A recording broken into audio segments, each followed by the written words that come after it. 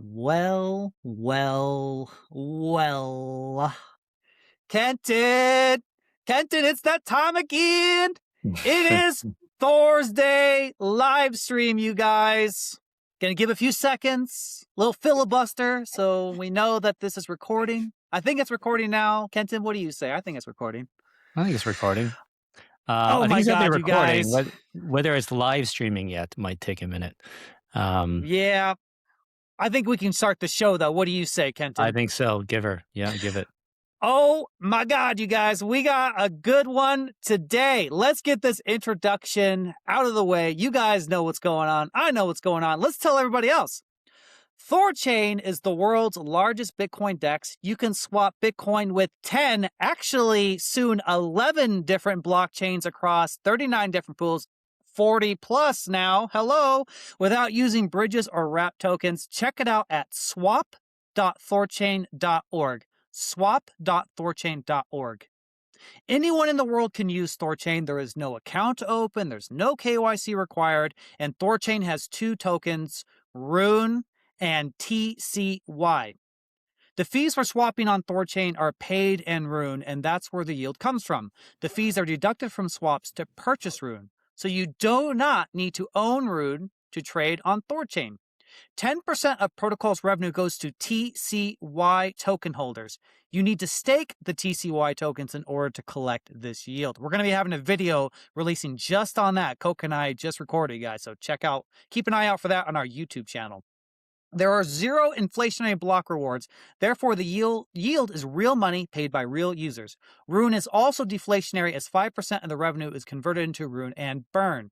THORChain is turned into a full layer 1 with the ability to create smart contracts on it similar to Ethereum. The community calls this app layer Rayyyk, and it's being developed actively. If you'd like to become a node operator and need some help, reach out to @RuneTard on X. He can help you get set up and find node providers. Also, if you go to runebond.com, you can list your node there and we get you some BPs that way as well. If you are a Go developer and would like to work on THORChain, please reach out to Chad Bareford on X. You guys, shout out. Please follow THORChain on Facebook and Instagram, TikTok, everywhere else. On TikTok specifically, we need 1,000 followers to live stream on those platforms. So let's get it done. And always remember, guys, this podcast is for informational, educational purposes only. It does not constitute financial, investment, or legal advice. And with that out of the way, you guys, my name is Denny. I go by Patriot Sounds Online. Our man Chad has just entered the room, you guys. We have got this introduction going out of the way. You guys, Solana, it is happening. It's happening. It's real. I'm so fired up, you guys. This is an unbelievable moment. But before we get into that, I'm going to kick it to my main man, Kenton, so he can give us an update if applicable. How's it going, Kenton? I'm good, man. As always, not as good as you, but I'm hanging in there. Drugs. Lots of drugs. Yeah. I don't really have. I don't know much to kind of update you guys on. Just slaving away behind the scenes, kind of going back and forth on things. Just trying to finish. It's like kind of like the final. It's like we're putting the finishing touches on the website, and I was just going. It's like the last push is the hardest kind of type thing. Like like we're like 90% done with the last 10%. It seems to be taking the longest. So we're getting there. I had a pretty interesting chat today with a neobank. So like for Berserk marketing for the entity, I need bank accounts, right? So I've been dealing with that, and I got an account with Dakota Bank, and they're migrating to like a new platform. So they were using Bridge, and Bridge is like they provide infrastructure for all these neobanks and fintechs and whatever, right? To handle stable coins and do payments, all kind of stuff. And Dakota Bank basically built out their own infra, so they can cut out Bridge and use their own. And then the big picture is maybe one day they do white label that and offer that to others and compete with Bridge. And Dakota, they're they're working on getting their own banking charter license and stuff. Like they're really, you got their own stable coin. That's how their bank works. You got to use their stable coin. Um, but no fees to do wire transfers, no fees to do ACH. You can do international wire transfers. Like it's pretty good setup actually. Anyway, we're chatting while he's migrating my accounts over, and I'm like, guys, like they want to be able to offer, they want to grow, right, and offer this product to everybody. I'm like, well, you offer stable coins. What about Bitcoin? What about ETH? What about other layer ones? You can swap these stable coins into crypto, right? And like, well, we are actually talking about that. It is something we want to look into because Bridge is not interested in doing it. And, we want to stick out. We want to do something different, right? Offer, have a competitive advantage. So I pitched him on THORChain, and he's like, yeah, definitely. Let's talk in the next few months, when we're ready to start thinking about that, talking about it. And so like this is the whole, going back to THORChain being infrastructure, right? This is what it's for, is for platforms like Dakota to integrate. So this is what I'm hoping on. Like, kind of want to get, when we get the website done, the swap interface done, the dashboard for the API, like kind of get like these basic things done that we can really sell THORChain, that I can do what I can to start meeting these people, right? Especially in Cayman, because like the crypto community here is pretty small, and it's pretty easy to network. And if I don't know someone, I'm 1 degree of separation from knowing them. And all the foundations, everyone's getting set up here, all this kind of stuff. So if I can start weaseling my way into these different crypto projects and being like, hey guys, integrate THORChain. This is how it benefits you. So yeah, I'm hoping I can kind of do what I can to do that, to help push the THORChain infrastructure side of things, the B2B side. So anyway, it would be pretty cool. This Dakota Bank, they seem pretty open and receptive. I mean, we'll see if it goes anywhere, but that's the best you can ask, is have the conversation, right? And then if we do talk and they do seriously look into it, whatever they come back to us with, we can, okay, we take this to heart. Can we improve? Can we change things? What can we do to win your business, basically? So, anyway, that was a great conversation today. This is kind of on my mind, you guys, for like medium term goals, to be doing like BD like this. And what I can to kind of help with that. So, that's all I got for now. Very cool, man. Very cool. Well, thank you for your efforts. And, I see Kenton a little behind the scenes, you guys. He's working really, really hard. So remember, anyone can do that. If you know any businesses or partners, you can always be a side BD person for THORChain. It is open and permissionless, guys, as you know. We're all working together here. It's all the same thing, right? That's what I'm trying to do, trying to make this easy for you guys to sell, right? We get hundreds of you, thousands of you selling THORChain. We can't lose, right? You're 1,000 plebs selling THORChain is way, way better than just me selling it, right? Mm-hmm. So, yeah. Well, little insight to Saturday, guys. We're gonna have Cake Wallet, and Vic is gonna be joining us from Cake Wallet. And just a little thing, I met him in person back in 2022, I believe it was, at a Litecoin meetup in Las Vegas. And that's when I was very new, and I was an educator, but I was not nearly as knowledgeable. But I did my best, and I shilled THORChain back then to Cake Wallet, right? So, guys, just keep going, never stop. It's really cool. I mean, your words really can lead to like a compounding effect. It's just, you've got to just introduce them to that concept. That's always the most important step. Especially right now, like we're deep in a bear market. It is ugly out there. I know everyone's beat up. I know everyone's exhausted. Like, that meme, I'm tired, boss. We're all tired. But the teams, the projects, the communities that keep pushing forward, that just continue the process, it's going to pay so much more dividends and help us do better when things finally start turning around, right? And when everyone else is sleeping, slacking off, giving up, this is when we make progress. I know it doesn't look like it, but this is when we move forward in times like this, because our competition is not, right? They're standing still. They're going backwards. We got to keep pushing forward.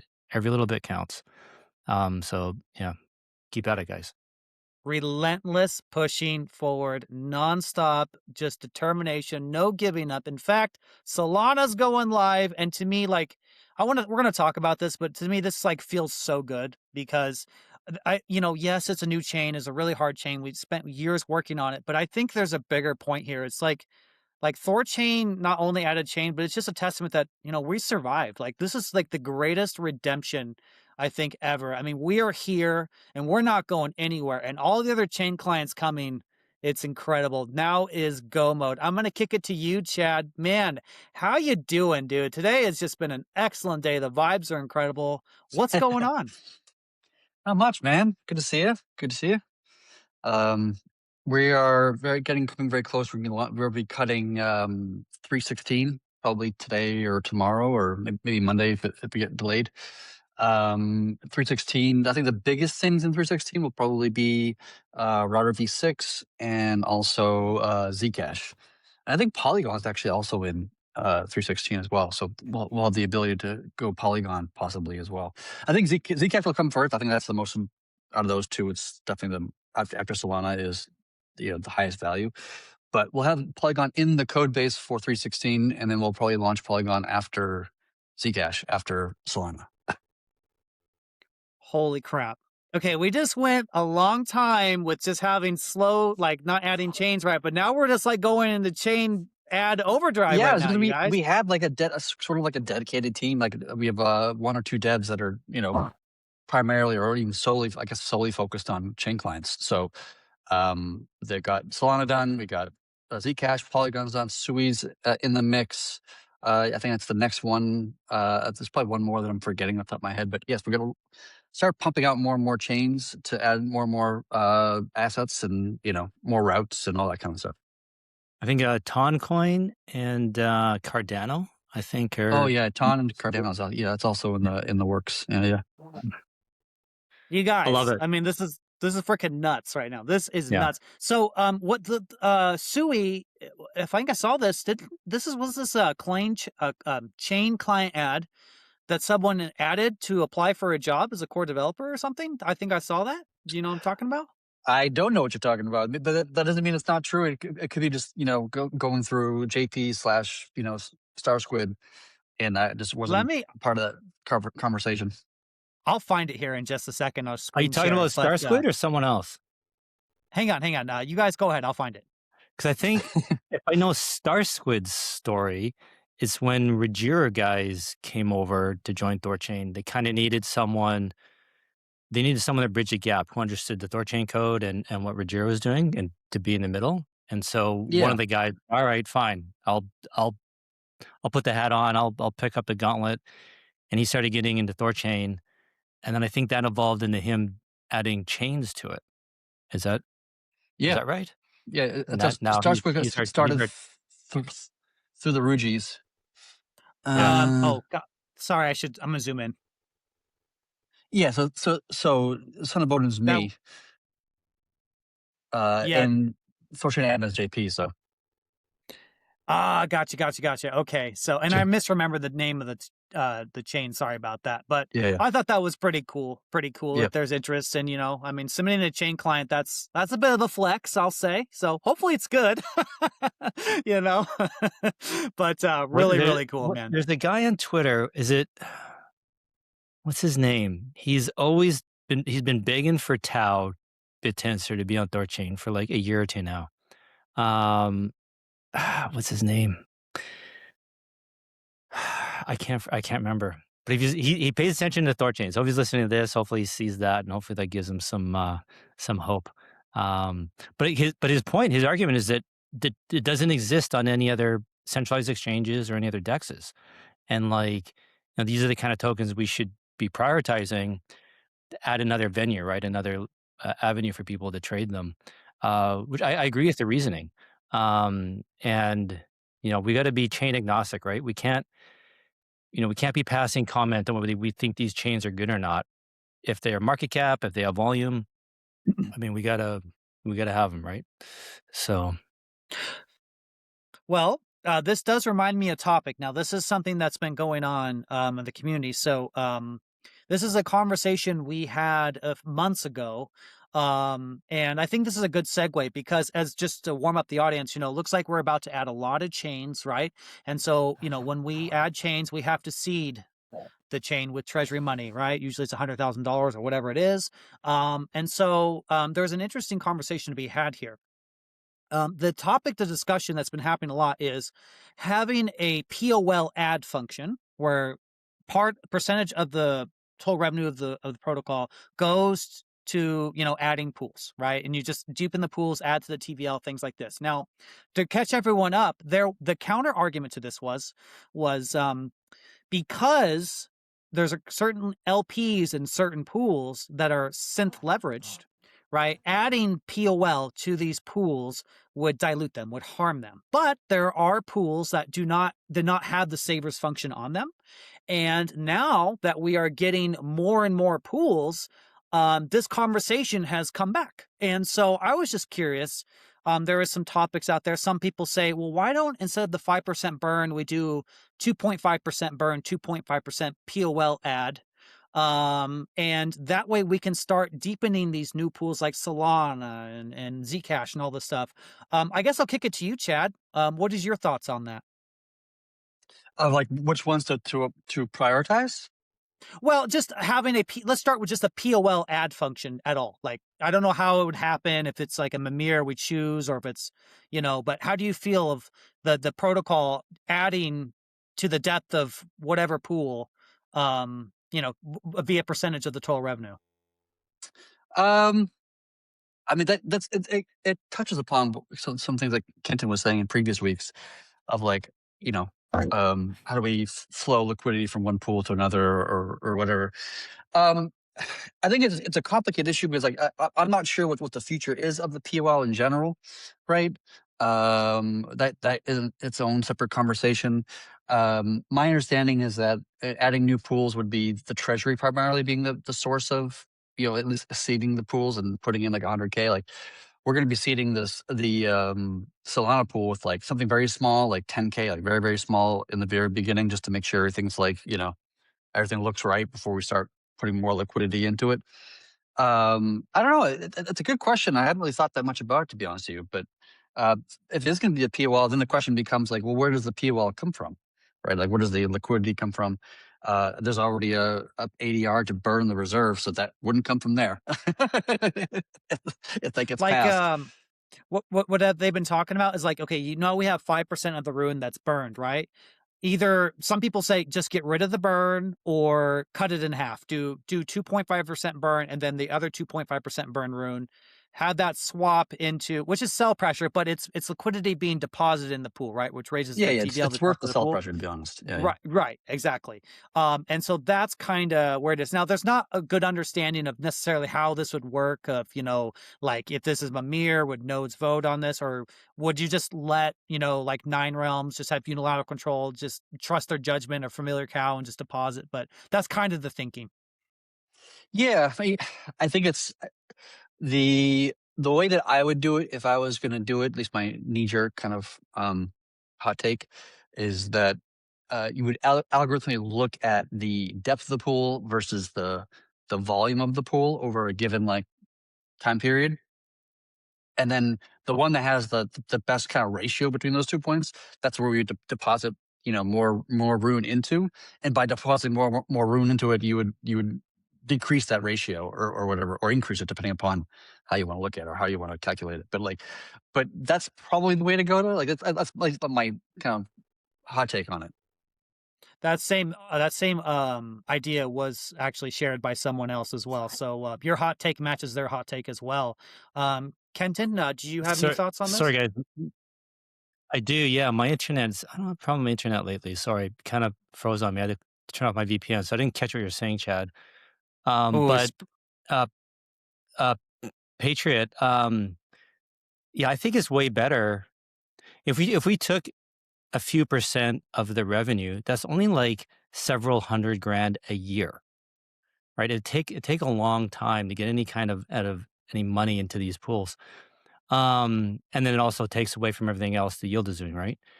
Whereas the existing POL even right now, isn't it like $60 million? Like, 1% of that is 600 grand.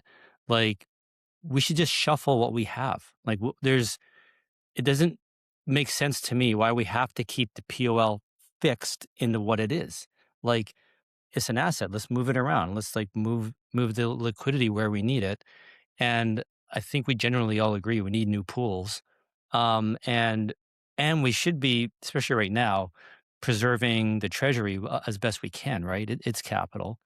So in my mind, even, take a few percent of the POL and move that into the new pools. And the treasury can save money. We're not changing the yield. Everything stays the same. And we're just working with what we already got. And like, probably, half or the majority of that liquidity is in the Bitcoin pool. Like, we don't need it to be that big. It can, the Bitcoin pool can go down 5% in TVL and it's going to be just fine. Like, it's not going to affect any trades, right? Whereas that TVL and other pools could introduce a lot of new volume to us, right? So as far as I'm concerned, I'd way rather reallocate the POL, and then this dovetails into my idea about a liquidity pendulum, where instead of, if the code to do it manually, I assume that's the hard part, and then after that, maybe it's easier to just automate it so that it balances out according to like a formula.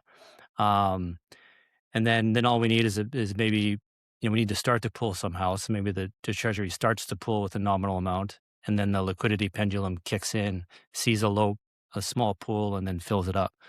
But I'd rather shuffle around our existing POL than take any more yield. Yeah. I think that's a good idea. I don't see why you couldn't do both. I like that idea a lot, honestly, because I think the argument they're making is, it's basically this burn. The whole conversation revolves around the burn. Like, we have 5% and it's just RUNE that we're getting rid of, right? It just goes away. It's, the buy pressure's already happened. We're just disposable of it.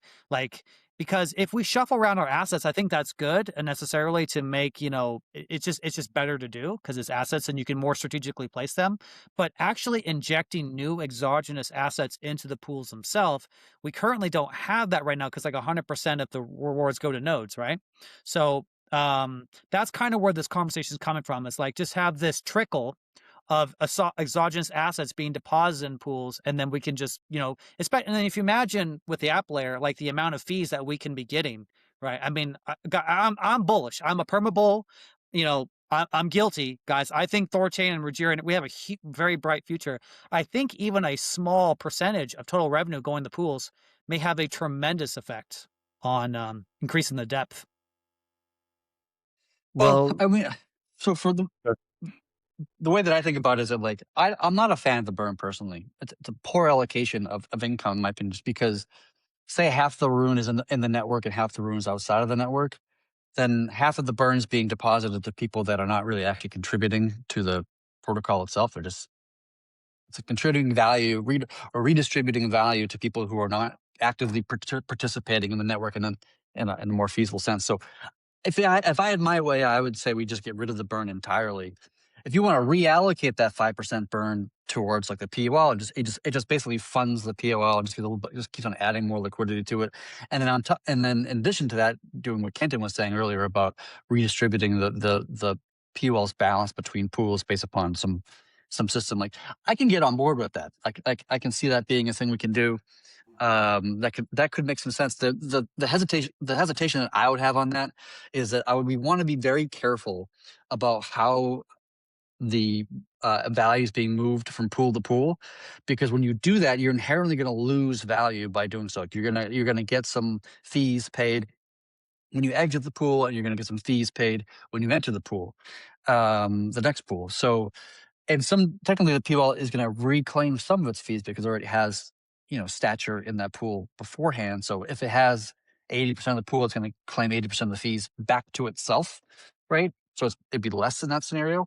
But like, still, like, you don't want to be in a situation where you're you're effectively doing the same as what like a hyper trader does, and they just constantly trade crypto all day, and then all of a sudden they have no money because they just paid fees every time they traded, and they just like burned through all.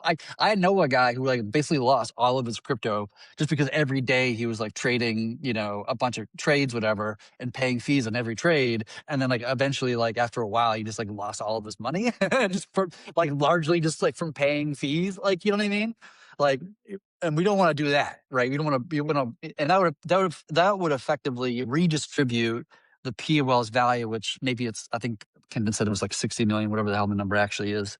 That would just redistribute its value back into the pools, into the LPs, to like, it'd be a donation of $60 million to the LPs, which I don't think that's probably not like the right thing to do, because that liquidity could exit, and we want the liquidity to stay there for obvious reasons. So I have to spend some time like doing the math of like how we could do this in a way that doesn't, burn too much of its income. Like maybe the 5% income is the buffer zone that we want. That okay, we'll spend X, whatever the interest is, that 5% we're making. That's the allotted capital that we're ready to pay in fees in order to move from the Bitcoin pool to the USDC pool or whatever. Yeah, I feel like that Makes can be sense. pretty easily solved. Like maybe, instead of doing daily rebalancing, maybe it's monthly, or maybe you wait until it's 10% of the pool or something like that. Like it's got maybe a sizable chunk has to move or something like that. Well, you Yeah. want to do the opposite. Like you want to do the It's small. smallest chunks, Oh, right? You want to okay. do right? Sorry. Because if you did like a little tiny itty bit per block, right, then you would have the least amount of fees possibly paid. If you did like once a day, then it'd be more in fees, right? So you Yeah. want to bleed a little bit. So like in this scenario where you have all these pools, and this pool has the highest volume versus depth ratio, and this pool has the smallest depth versus pool ratio, you're going to move liquidity from this guy to this guy, right? Because it's like the least um, valuable resources. It's paying the least amount of value, and then redistribute to the guy in the top of this kind of list. And so you're eventually going to like just push everything towards like the center, so that all the pools eventually over time get to a place where they're all like more or less the same ratio between all of them, right? More or less. But you don't want to do that like if there's a little bit difference between those two pools. Like if there's a huge change between the two places, like you probably don't want to do anything that's not worth the fees. If there is a huge change between the 2 points, then you want to pay the fees to get them to be closer. But if they're already like really close as is, and they're just like barely changed from each other, then like maybe at that point, don't do anything. It's close enough. We don't need to spend money just constantly moving assets around pools all the like live long day, and constantly losing money that way. Yeah. But if we had a percentage of the revenue going to POL, like, I mean, I understand the idea of doing that to kind of kickstart things, get these pools seeded and get some initial liquidity. But let's say things are going well, and that ends up becoming a lot of money. Like, does the protocol start crowding out the free market? And we're just arbitrarily adding liquidity to these pools when they don't really need them, and then whatever uh, free market players are in the pools are actually crowding them out and taking away their yield.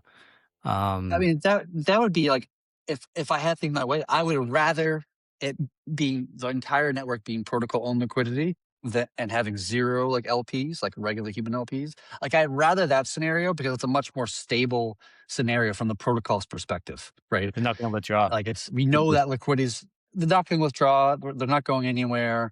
It gives you more assurances that there's always going to be strong amount of liquidity, no matter what. Pretty much, obviously, like uh, you know, hack scenario would be different, of course. But generally speaking, I rather like that situation be the case. I get that. That makes sense. Yeah. Yeah, Yeah, that's what I was going to say. Is like I touched on a great comment. Like, do we transition to a system where it's the yield goes to node operators besides the small siphon into adding to the POL? Because the treasury is a finite resource, right? And all rewards, not all rewards, but you know what I mean. The node operators, there's no going to the pools right now.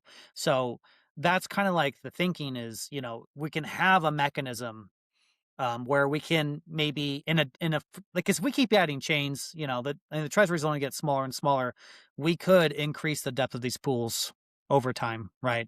In a way that's sustainable, and is a better use of the burn, right? It's like not taking away revenue, just transitioning the burn in some way. That was the main issue. Like, is this burn, like Chad says, I kind of agree with Chad too. Like the burn, it's memeable, it's sort of interesting, but if we can get TVL locked into the protocol, that goes a much longer way to actually increasing, I think, the value of RUNE over the longer term. I agree. And increasing the value of RUNE is better because we're going to be going to a decentralized, like our security model is transitioning to decentralization, right? So the more valuable the RUNE in the node operators bond, the more likely they're going to behave. Right? Yeah. I agree with the burn. Like that money would be way better served seeding new pools. 100%. Like in my mind, we only do the burn. In theory, we should only do it when there's absolutely nothing else to do. Like the pools are big enough. We got all the pools we're going to do. Nodes are getting enough yield. All right, fine. Then we start ramping up a burn. For now, we could definitely use the capital for other things for sure. But I don't know, like when I put forward the marketing fund ADR, the nodes and BPs are pretty married to the burn. They're pretty. I'd be surprised if they'd be willing to give it up. At least that was my feeling back then. I don't know if people have changed, maybe thought about it differently now, and what have you. But yeah, I could get on board with it.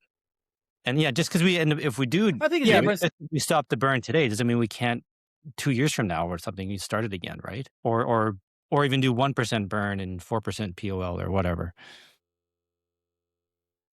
Yeah, but I would push away from the burn personally. Like the only reason really we talk about the burn is because telling the community or the larger investment market that like, oh, RUNE's great because it's a deflationary asset because it's got this whole burn mechanism, and that just like gets people a little bit more excited to invest into RUNE. But like if we're all being honest here, like burning 5% of the system income is not really going to push the RUNE price in a significant kind of way. It's not. It's really more like as Danny said, it was more like a meme. And I'd rather have this capital that's coming into the network through the system income be allocated in a much more like objectively valuable way, which would be redeploying that capital into the pools to have deeper pools so that you get better price execution, faster trades. Like that's much more like tangible, real value to the project, to the protocol, than just like trying to whisper in some internet trolls Twitter ear that like, oh, we got burn mechanism, you should buy more RUNE or something like that. I just don't see that as a valuable, like I don't want people to invest into RUNE because of the token economics of burning. Like that, this is just not a great reason to invest into RUNE, to be honest with you.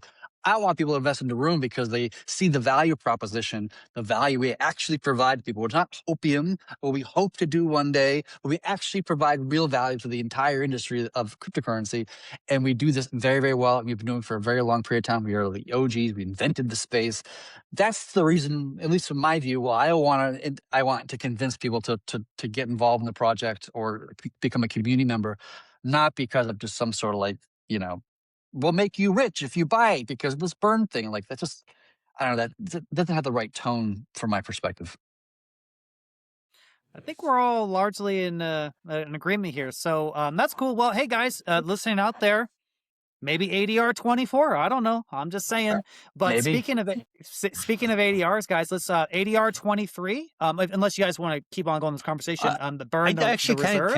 I really have not seen any pushback.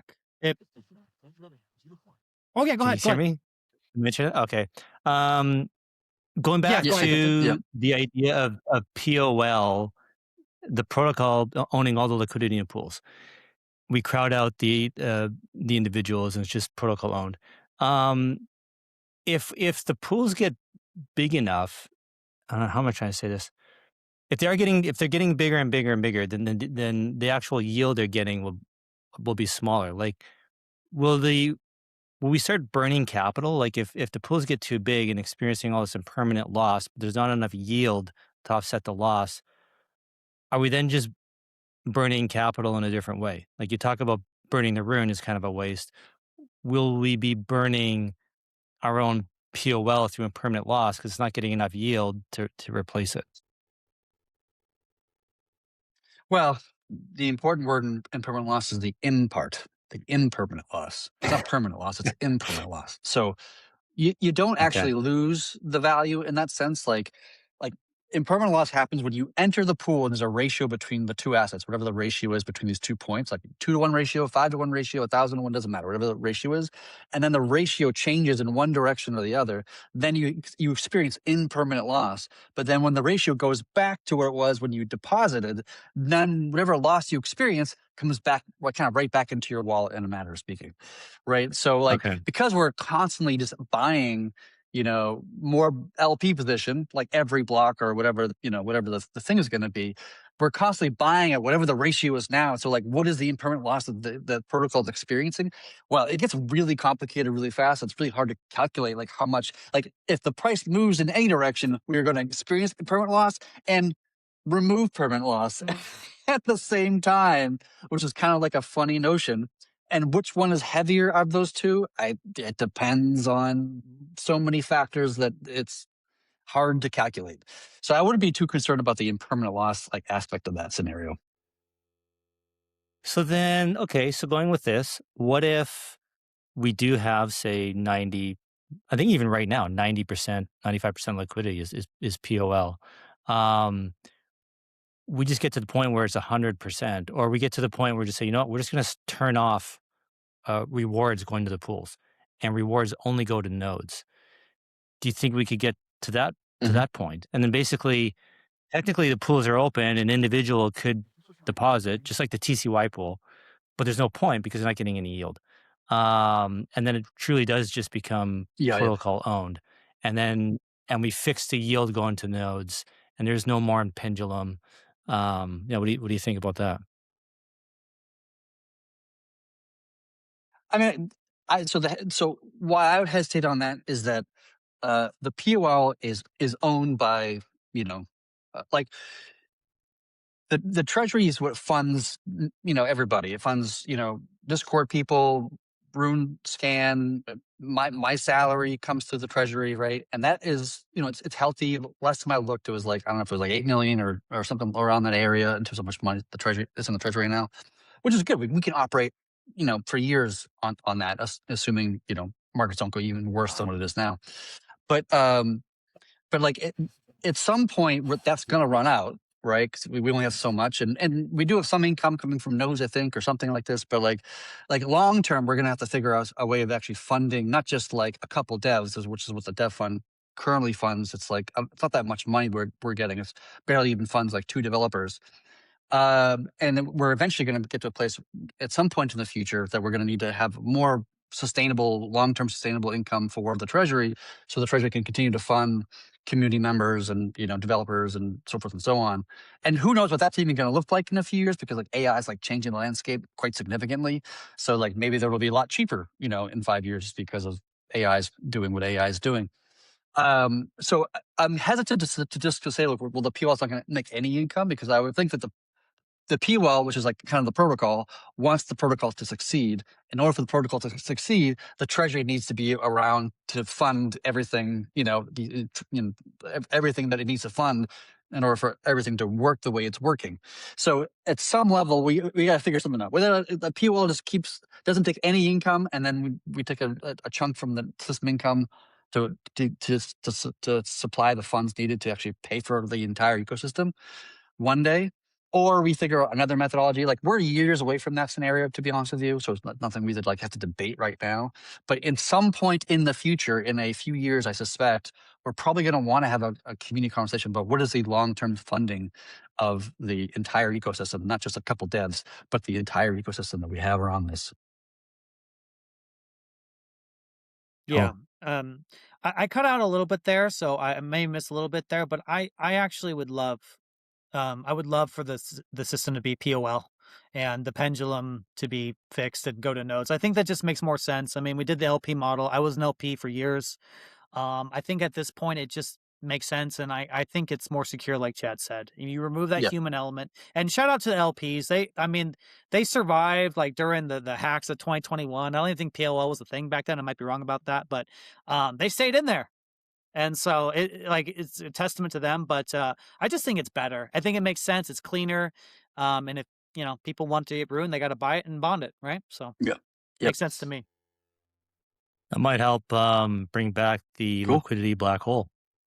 As volume think goes so. up, revenue goes up, pools get deeper, gets more volume, gets more revenue, right? And we go around. Might help get that going You again. go around, yeah.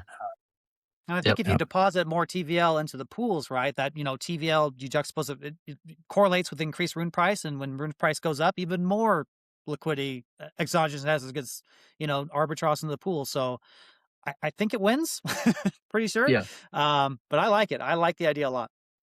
Yep, absolutely. All right. Well, there you go. Is there anything else on this subject, you guys? Or should we move to ADR 23? Yeah, we can move to the next topic. Yeah. Well, I'll just quick. I haven't seen anyone really push back. Have you guys seen anything push back about burning the reserve? But I always wonder because Discord is a ghost town right now, and is everyone just checked out? No one's even paying attention, and that's why there's no. I don't think Discord's a ghost town necessarily. I think this topic is kind of it's not exciting or fun because it's kind of what we do with RUNE that's not being used at all and it's already out of circulation, not in part of circulation, but we're going to take it out of circulation. It's kind of like a very nuanced, small that's not so exciting. I think that's why people aren't responding as much. But I mean, I feel very neutral about this personally. I don't have any strong opinions about it. It doesn't really change anything from my perspective in a significant way. It does for me. I think it changes the optics a lot.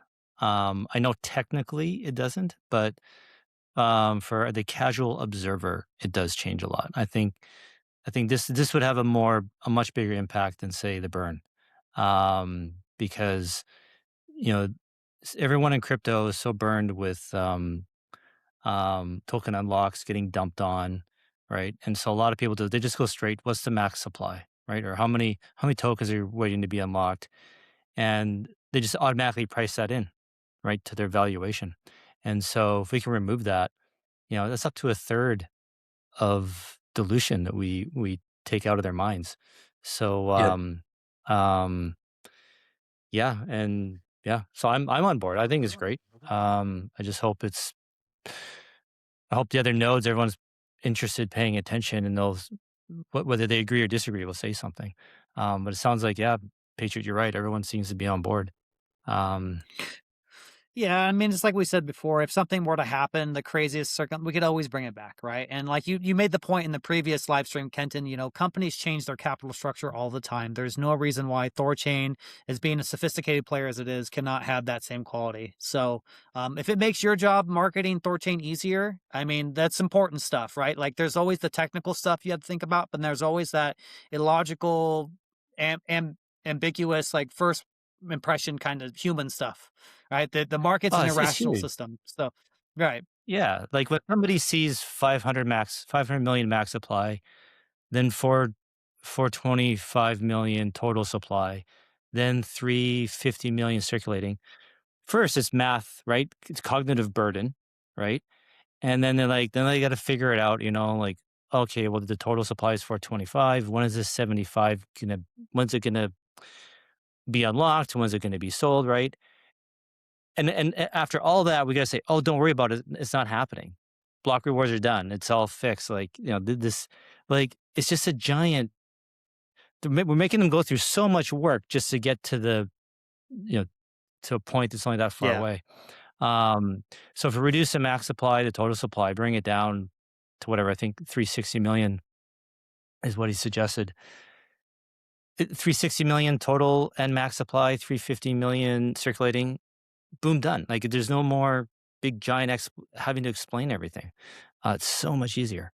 So Yeah. our only real cost is, I guess, your time, Chad. I don't know how hard it is to burn the reserve, put in that code. Um, It's easy. but I wouldn't even do it if okay. Huginn will. Yeah. And then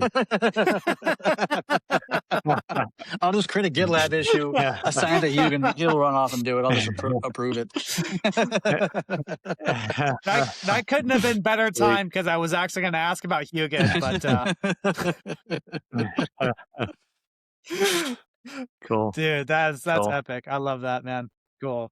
Awesome. In Well, my mind, okay, this so ADR Chad, 23, go ahead. it's a good example of like doing little things during a crappy market. Like, just keep slowly improving things, tweaking, adjusting, and it's just going to add up over time. So I think this is great. Yeah. Okay, guys. So the last update we did in the week, I mentioned, you give an update on Huginn every week, Chad. Everyone loves talking about it. I think recap, right? We have one instance of Huginn that runs all the time. And then when Huginn finds an issue, it goes to a cluster of 3 separate instances. And then if there's a majority consensus that this is an issue, this gets pushed forward as a legitimate issue, and this has reduced the false positives by, I think you said 80% of the time. Is there an update on this? Have you got it down? I think you said you want to get to like 90%, or Yeah, on the next time. But the thing is, like, I haven't run that element of it again since then, because it created like 80 plus issues, and so you can started to create like MRs 3 at a time, and waiting for us as in the devs, human devs, to like approve the change and go ahead and merge it. And it was just taking so long to do that because there's so many issues to kind of like churn through. I just manually told Huginn earlier today, just go, like, there's now like 66 remaining issues. Just do it all in one PR, just to just to get it done, instead of like slowly going one by one, but just like get the whole thing done in a single PR. So that'll hopefully get merged like, this week or next week. And then once that's merged, then I'll probably have it run again and like go through all the code and do all that, And so we'll see how it does. So maybe like in the next Thursday meeting we have here, I'll have an update on that in that regards. that sounds like a lot, man. Like, how much of a force multiplier is this for you? Like, Huginn doing this stuff. I know they're not big issues, but like, if you did this individually yourself. I mean, if you assign me these like 80 somewhat issues, and you ask me to fix all these things and open MRs, like, how long would that take me? Yeah, probably like I would say 20 minutes each or 30 minutes each, whatever that number comes out to. So many hours, we'll call it 40 hours, which is like a whole work week, let's call it that. That's probably about fair, about accurate. So like, it saves me an entire week's worth of time, which is, to me, is huge, because my time is really like, is not plentiful. So like, saving a week is actually quite valuable. It's actually gone a lot better, because now made this change to Huginn, where if I have an MR that I create, like a code change that I create, I can assign Huginn as like a co-author, so to speak, and Huginn will just like maintain the PR for me. So like as testing fails, it'll automatically fix those tests for me. If it needs to be rebased from the master branch, it'll do that autonomously for me. If Ursa comments on the PR and says, "Hey, I don't like this, change it more like that," Huginn will make the change for me. Because like a lot of the times I would create a PR and then I would like maintain that PR for like days, if not weeks, depending upon the complexity of it. And just like constantly just touching and touching and retouching and retouching and retouching, which is like sucked all my time out. So now I can say, like, now Huginn does all that work for me. I can just like get the thing done, whatever that is, and just like let it take it the rest of the way. Like do the complicated or hard work of like the implementation or whatever the problem is, change I'm trying to make, and then Huginn do the tedious things of like maintaining it after that point, just helping me get it down. And hopefully it'll get like MRs merged faster. I mean, like this release 3.16, I think we're going to have like 90 MRs merged. That's almost twice that of the previous releases. So like we're getting a lot more work done, in part because of Huginn. And we're going to be heading towards this way. This is kind of a funny idea, though, but this is like where we're probably heading. Is that like Huginn just operates off of GitLab, just like a human operates off GitLab. Like, here's our issues, here's the code changes, here's the comments, here's this, whatever. And so, like, eventually we're going to get to a place, maybe within 6 months, where the vast majority of my work, maybe like 80, 90% of the work that I do is purely within GitLab. And I just like tell Huginn to do things, right? Like I'll just like, there's some issue on, say we want to burn, 60 million out of the reserve, for example, like Kenton was asking earlier. I would just create a GitLab issue describing what it is or where we want to be done. And then, assign it to Huginn. Huginn runs off, does the code change, opens up PR. I look at it, I approve it along with, one or two other devs. It gets merged and then carry on. Like I'm just operating within the GitLab UI and I'm no longer even using the command line or a code editor or any of these things. I'm just like, just managing things in GitLab. It's more like a PM role than a dev role in a matter of speaking, and that's going to be like a very kind of like, it's more like a chaperone. I'm like, I moved from being a coder to a chaperone.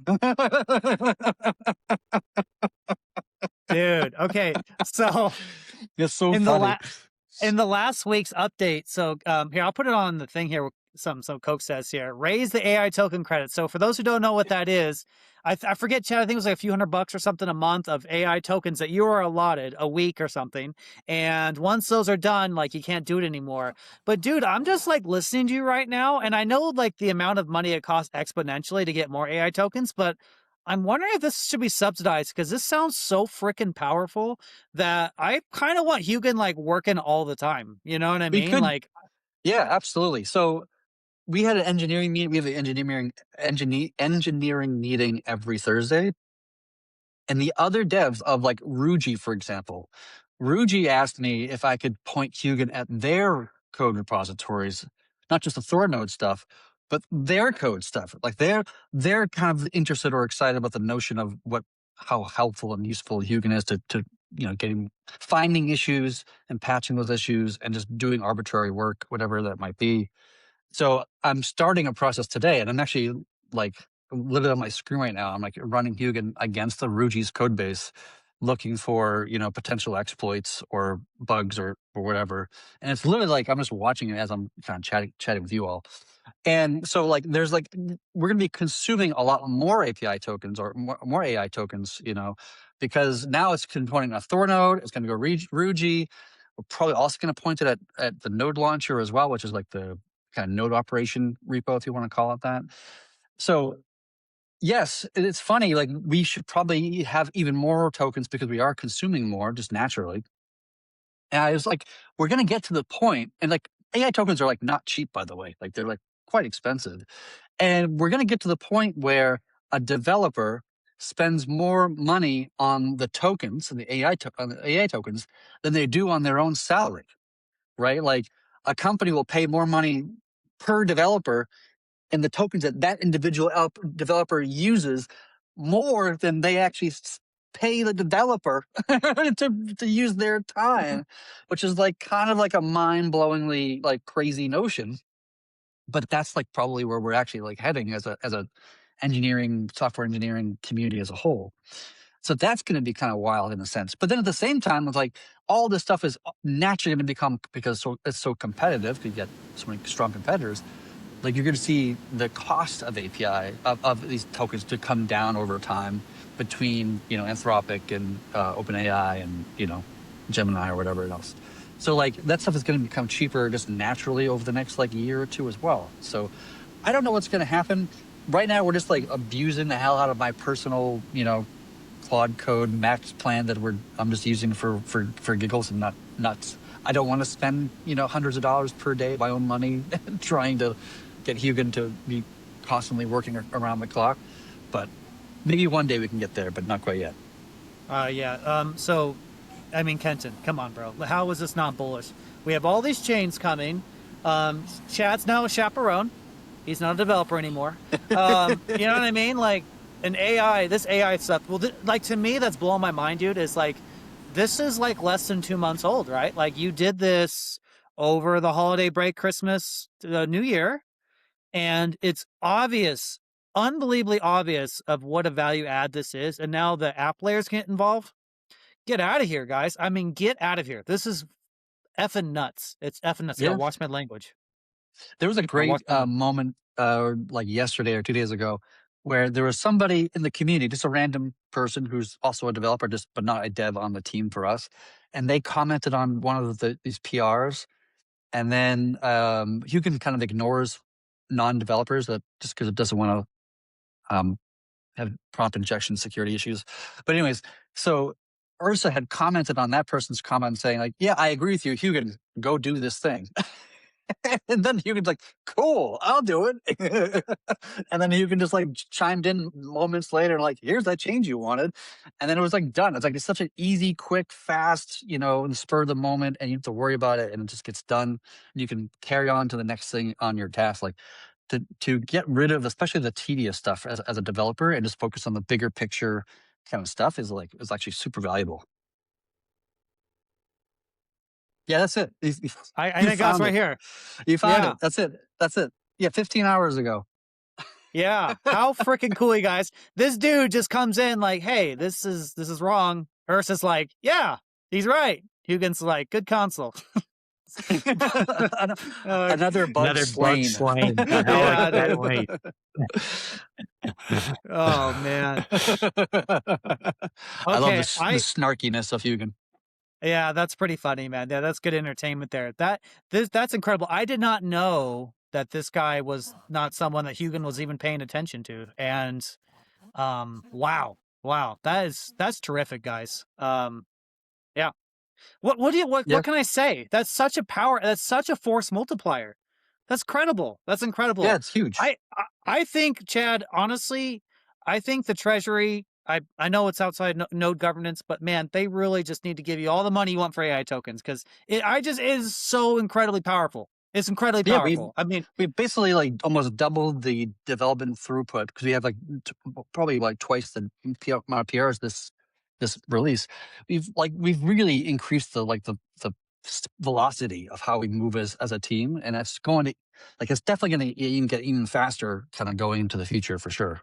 What is the value add of doubling your speed? You can't quantify that because you're going double the speed. You're staying ahead of the curve. You're beating the market. You're beating competition. You're making a hardened protocol. I think this is really invaluable. The more I think about it, it's huge. Like it's going to change. Like at some point, everything. It's going to change everything. I'm like in the process of trying to hire, to add more developers to the team now. But it's like causing me to ask the question of like, what does it mean to be a developer on this project going forward, right? And it's a really hard question to answer because I don't know where AI is going to be moving in the next 6 months or 6 years. So it's like, I don't really know the answer to that question, to be honest. But do I need a developer? Kind of not really, because Huginn's able to do the vast majority of the developer, especially the easier stuff, right? So what you need is somebody who can review code. That's really what a lot of it is. It's just code reviews is manual human code reviews is probably going to be 80% of the work that any developer does, on this project is probably just mostly that at that point. Well, I really don't know what to say. If you guys don't understand the power of those words, I don't know what to tell you. That is just unbelievably mind-blowing stuff. That is such a force multiplier. Ken, did you have anything you want to add to that? Because I did have a question from the audience. I have a question too. Does Huginn stay on top of like Bitcoin, Ethereum, Solana, these other blockchains when they do an update, a patch, or they have some security bug that needs to be fixed? Is it watching all those things in real time so that it can then check THORChain to make sure everything's good with us? So it doesn't, but we were just talking about this in the engineering meeting earlier too. Ursa and I were just chatting about this, of setting up Huginn so that it automatically watches for new releases of Bitcoin Core or whatever the chain daemon is called, so that whenever there's a new chain that comes out, Huginn would notice it. Huginn would create a new PR and the node launcher, and then put it out there so that nodes can just do git pull and get the latest, build of whatever all the daemons are, and get the patches and move forward without humans are still going to be involved just to audit and make sure it's safe. Like we can't just automatically pull in random code. Like that's like from a security perspective, that's a really bad move. So can't do that necessarily, but just to have automatically just find new versions of Bitcoin Core or whatever, and then release and then open up a merge request to pull in that change, and then we just have to review and merge. Yes, but that is like one of the long-term goals is to get to that place. Cool. We need to give this guy all the AA tokens he needs. I mean, you just imagine, guys, Chad's asleep. He has to sleep. He's human. He's dreaming about chasing some good-looking women on a beach in like Miami or something. And then some crazy thing gets pushed. And then when he wakes up, Huginn's already identified the problem and pushed the fix, and he just has to approve it and review the code. Yeah. That is such a huge value add. That's such a force multiplier. It's like incalculable how powerful that is. You don't even conceptually know what happened, and Huginn's already diagnosed it. Got the remedy. He just needs permission. Yep. Boom. I haven't even started working on monitoring mainnet and just constantly looking at mainnet for issues, bugs, whatever, and then automatically troubleshoot, create a GitLab issue, troubleshoot, figure out the problem is, open a PR, blah, blah, blah, all that stuff. Like that has to be done at some point too. But I haven't even started working on that yet. Like I'm still, like you said, I started working this over Christmas break. So it's been like a month and a half basically.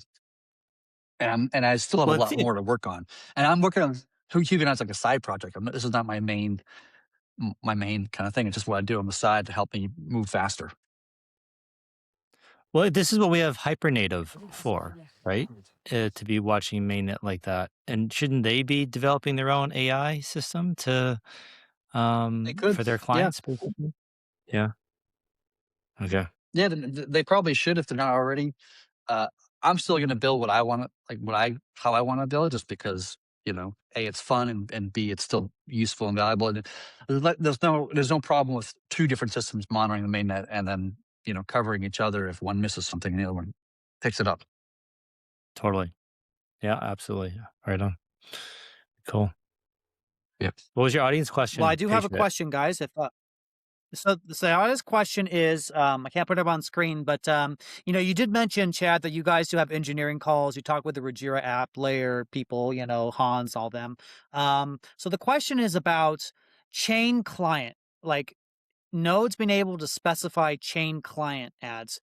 There was some talk, I think maybe by Pragmatic Monkey, that, if there is certain nodes that do choose not to support certain chains, or maybe, this may have issues on the app layer side relative to the amount of people who choose not to support chains with secured assets. Do you guys talk about that at all? Do you have any thoughts about that issue regarding chain client specifically and the app layer itself? That's kind of the question.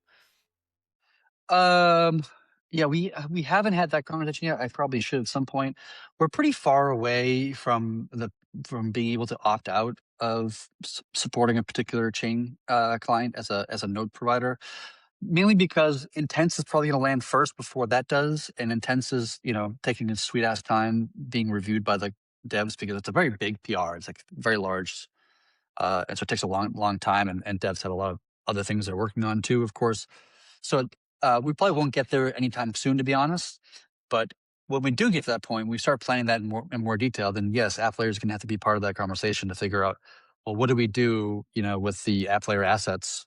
If we're going to shut down, this chain or whatever, because it just lost too many validators validating it, then what happens to those assets? So most likely, I presume that we're going to shut down. Let's just say there's a minimum of 5 nodes, whatever the number is going to actually be. But let's say it's 5 nodes and have to validate something for it to continue to exist. And then what should happen is maybe the app layer is 7 nodes or 9 nodes or something like this. That they don't start having the app layer until they get to 9, right? And then if they drop below 9, then they start to unwind whatever the app layer is and start just doing their own version of a Ragnarok, whatever that is. That's my need, my first kind of knee-jerk guess or my kind of hot take on it. But I have to have a more in-depth conversation with that team to figure what makes the most sense.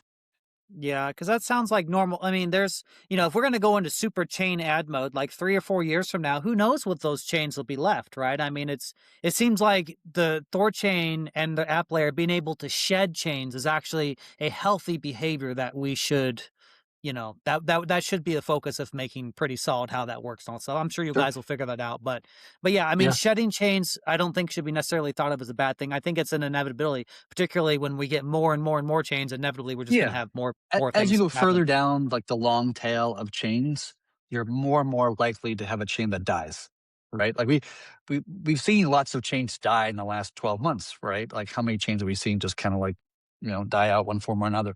And so the longer, you're right, the more chains we add, the more likely we are to get a chain that actually does die, while it's on our network and we have to unwind it, whatever that is.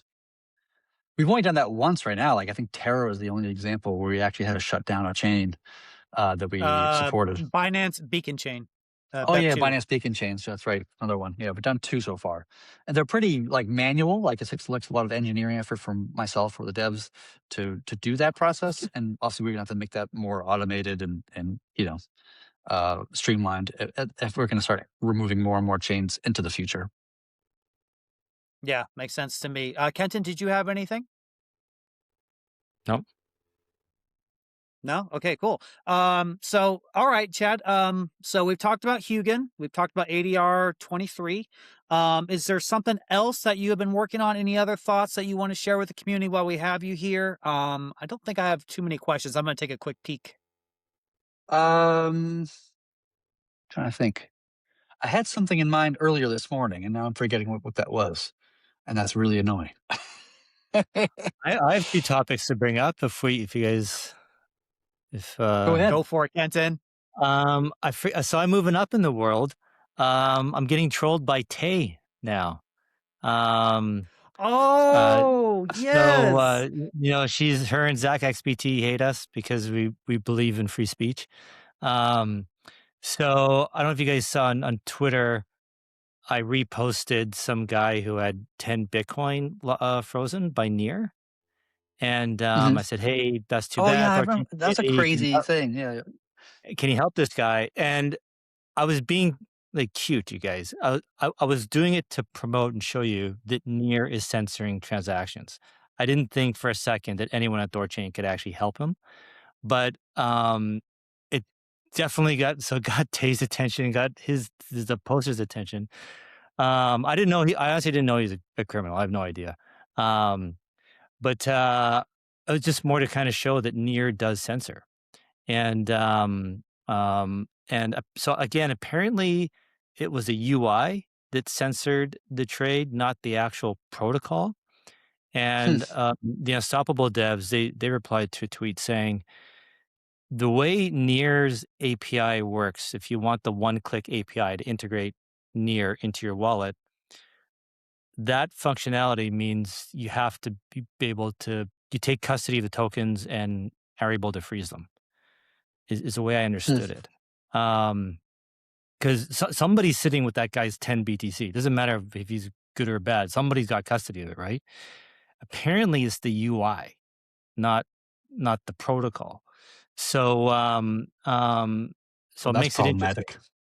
Yeah. So, are these UIs that are integrating Near, like for doesn't matter how brief the moment is, but are they actually taking custody of their users' tokens when they play swaps? And it sounds like they are. So that just kind of unravels the whole use case for Near, right? It does, so everyone who's all worried about them and we have to compete and this and that. Well, we are competing by not censoring, right? By not taking custody. The UIs don't take custody of the tokens, right? We don't censor transactions. So I can't imagine, if my understanding of the way it works is correct, I can't imagine it going well for them in the long run. Well, then Um, the question becomes like, well, what's the difference between Near and like Coinbase, yeah, right? Like, what is the actual difference? Like, oh, they're custodying your funds. It's by a centralized entity that has the ability to rug you if they choose to rug you in one form or another. Like, what is the actual fucking difference other than like a make believe that they're decentralized? yeah, yeah, and like Yeah, I think the Like, the the fact that they're freezing funds means they are like, monitoring stuff, right? And so, like, I think with the regulations are going, like, when we're about this CARF, the crypto asset reporting framework that's coming down the pipe, and in a lot of countries, it sounds like this is happening. And anyone that's taking custody like that might be forced to do KYC, or they might start Yep. having the authorities come after them, right? So, At bare minimum, they have to respond to like chain analysis. Yeah. Wallets that are blocked through AFAC lists and that kind of stuff. Yeah. Well, we're going to do that, so that's fine. You just prevent the address from interacting with you in the first place, right? But like, if you allow it to come through, you have custody, then you screen it, like, and then what? You got to hold on to it and give it to the authorities because you can't. What, are you going to send it back? Like, Mm. so when you take custody, that's the problem, right? If you can just prevent interacting with the wallet in the first place and not get custody at all, I think you're okay. But as soon as you take custody, Yeah, but even if you like, the only reason why even that's a problem, like the only reason why you have to screen for wallet addresses is because the UI itself is run by some centralized entity that it can be held liable for X, Y, or Z. And so like I was chatting with somebody recently and we were just kind of spitballing, but like we were talking about the idea of like and Ken and I haven't spoken to you with you about this yet, but here we go. But like we can actually run the actual like THORChain swap interface on THORChain itself, right? Like on the actual protocol itself, rather than in some web UI kind of thing. It's like it's functionally the same, but it's not. It's hosted by the protocol rather than hosted by like Kenton or whatever the thing is. And then it becomes like you don't have to worry about wallet addresses and whatnot because it's no longer controlled by anyone, right? And that would be probably the right direction to go, I would suspect. how is that possible? Like, doesn't some person has to like own the domain name or something, like be registered on like the what do you call it, like the DNS records? What do you call that? I forget. I know. Domain names. Yeah. So like you can get around that through a few different ways, but like the easiest way is just like going through like unstoppable domains, right? That's the simplest way to get around that particular thing. And then it becomes a question of like, well, who's hosting it? Well, I don't know. It's a bunch of anonymous nodes. And which node were they on when they actually did this trade or swap? I don't know. There's no way to figure that out either, right? So the idea of making the UI decentralized so that people like Kenton cannot be held, like Kenton's not doing anything. He's not hosting it. He's not his name or his credit card is not involved in any part of this entire process. Like that's totally a possible thing that we might do at some point in the future. But I was chatting about it briefly with somebody a couple weeks ago, and I kind of forgot about it, to be honest with you. And they just reminded me. But it's something I want to kind of poke on, on the protocol and explore more depthly. Like I was exploring this idea for Archeo, which is another project that I co-founded, a couple of years ago, to help solve the problem of like fully decentralizing the complete stack of DeFi protocols, not just the back end protocol, but just like the way you get data in and out of the protocol itself, and then all the UI that you use to interact with that protocol. And I really thought it's critically important that we decentralize the complete stack, not just like the protocol, but the complete stack. Especially at that time, you had that fucknut over at what's his name, SDF, talking to Congress, and he was saying publicly at that time, like, I've been talking to Congress about, how UIs are centralized and how Congress should get involved with UIs and crack down on them and all these things and inherently remove your rights. So like, I was like, we need to fully decentralize the entire. I've been thinking about this problem for years. And then a couple weeks ago, I was like, can we do the same thing for THORChain and just have the entire Thor swap UI just being hosted by the protocol itself directly? THORChain, swap.thorchain.org. Yeah. Not THORSwap. And by the way, like, I'm not sure how much the domain actually matters. Like, if you point a domain to something, it's like, are you participating in the swap for this North Korean thing? No, you're just a domain name. You're not really. Like, what do you want me to do? Just turn the domain name off? Like, okay, then that's fine. I'll just turn the domain name off. Like I'm not sure how much the domain name like really freaking matters in the context of things. Like hosting the files, having logging, like the logging of the IP addresses that are coming to your server to do a trade or whatever. Like that's where you get into the more kind of like dangerous thing about where we're like the FBI or the CIA or whatever the hell it is going to come into your kind of backyard. But like if you just have a domain name, I'm not sure how much that matters. But there are things such as decentralized domain names, like unstoppable domains that can provide that element either way. I love it. Yeah, this is a great idea. Yeah, Because I I'm think going it, to implement wallet screening on the THORChain swap interface to try and just protect us, right? Make sure nothing comes back, and we're doing what we can, play the game. Um, so I mean, obviously, we'd love to be a purist and not have anything. And yeah, I think it's a great idea. this is a yeah. fantastic Would idea. that, do you think, maybe bring more heat onto the nodes?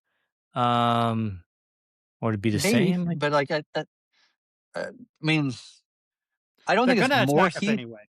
I know, but it's like the nodes are the ones that are actually executing the trade or the swap, I guess, right? So like, can you be in more risk than that? Right. I Probably know. not. Like Yeah. probably, Right. who cared what's the UI at that point, right? It's you're already doing the actual trade or swap through the TSS signing and whatever else. well, because this is my understanding, the way the big brother is kind of looking at it. It's like, okay, well, these are open source protocols, permissionless, blah blah blah. They can do whatever.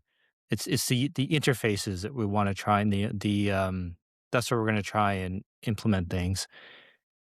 And so it's kind of like, it's almost like cathodic protection. Like we're giving them the interface as something to go after, to leave the protocol alone.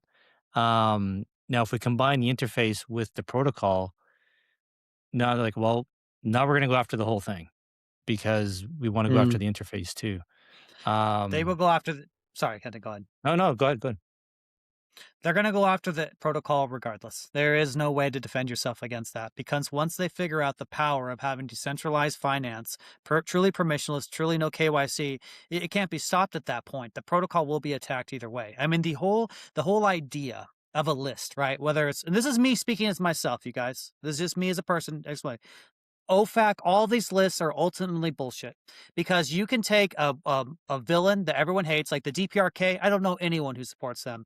Everyone's really sad for North Koreans. They would not imagine one to live in that circumstance.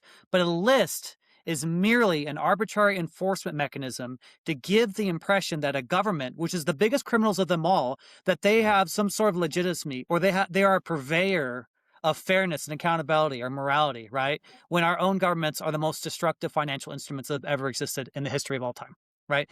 And so the list itself is the problem. It is the problem. And it does not matter what you do. You cannot kiss these people's feet. There is no choice. There is no suck up you can do to make it where they will not attack the protocol. It will happen. It's just like 2008 or any financial crisis, right? They take all these subprime mortgages, they repackage them, and then they're in bed with the rating agencies and they give them a AAA rating, right? And it's all nonsense. It's all BS. But then nobody goes to jail. Nobody gets held accountable. What we offer is a system that fixes all of that. They can no longer play these games. No more taxpayer bailouts. No more shenanigans. No more nonsense. And so I just like to tell people, from my own personal opinion, just expect it, because it's going to happen. But ask yourself, what will you do when that time comes? I know what I'm going to do. The same thing I've always been doing. I do agree with everything you're saying, and we're on the same page. Um, I'm just trying to think, how do we delay that? Put it Right. That's a fair push it as concern. far Right. into the future as possible, and like not accelerate it, right? Not right. And so that'd be my only concern, is just if we do that, maybe then we're putting a maybe that puts a target on us, and and they want to get in and try and do something before we get I away with mean, it. I like, don't know. okay, here's my argument for like lack of a target, right? Like we've seen billions of dollars of money pass through THORChain through North Korean hacks, you name it, up the spectrum. Yet we are still here. It's still operating without anything real being against us in one form or another, other than just kind of fabricating concepts on this conversation right here. Like, like these, the DOJ or whatever going after, UIs or whatever, they're just going after the low hanging fruit. Like they have limited resources.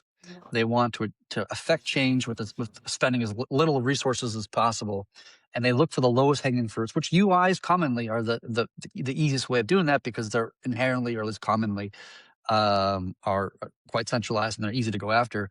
Like most DeFi protocols are easy to go after because it's all controlled by a single EOA, wallet address, or if you're lucky, a multi-sig, and devs can arbitrarily change the code to be whatever the hell they want at any arbitrary time, even without a governance vote of any kind, or whatever.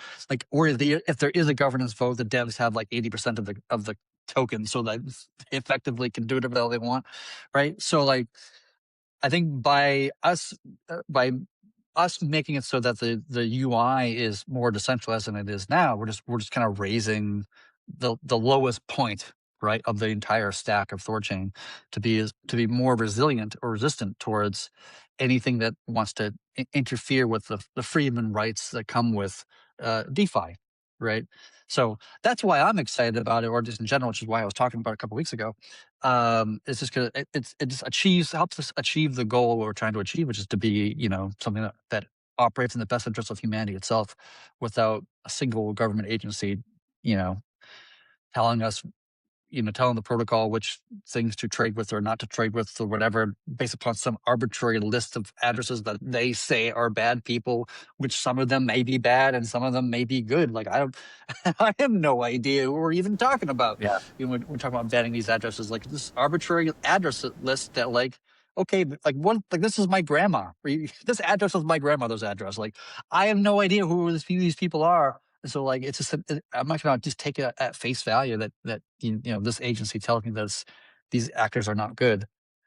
Their definition of what is good or not good is probably not the same of how I would define something to be good or not good. I'm sure we all probably agree on North Korea. That's not a good government for obvious reasons. But on other things, we might have a little bit more gray, about these things. It's hypocrisy, right? It's hypocrisy. How much was the Bybit hack? 1.5 billion. That is a lot of money. That is a lot of money. I don't like that. But last time I checked, we're about $40 trillion in debt in my own country. That's just one country. What regulation prevented that? Well, we had USAID. You have random memos going everywhere. There's no information on the memo. We just have checks going in all kinds of different places. No accountability whatsoever. I'm sure a lot of that money went to bad people. And so the biggest money laundering, the biggest facilitators of crime are our own government. It's like a public official. I've talked to like some pretty powerful people. It is an utter disaster, and I don't want to do this, but you guys have all certain files that have been released recently, and just a small percentage of them, we're talking with some really bad people, the worst of the worst. And so they have no moral authority over us. This is the correct thing to do, is to make infrastructure that's economic, decentralized. It is the best for children. It's the best for us. But really, it's the kids that have no way to defend themselves. So they are going to be the main use case of THORChain, Rayyyk, Maya Protocol, or whatever else comes down the line. So, that's how maybe I just. Sorry, Pitcher. Go ahead. No, go ahead, brother. So maybe I'm thinking the opposite. I should be thinking the opposite then. That we should do this sooner rather than later.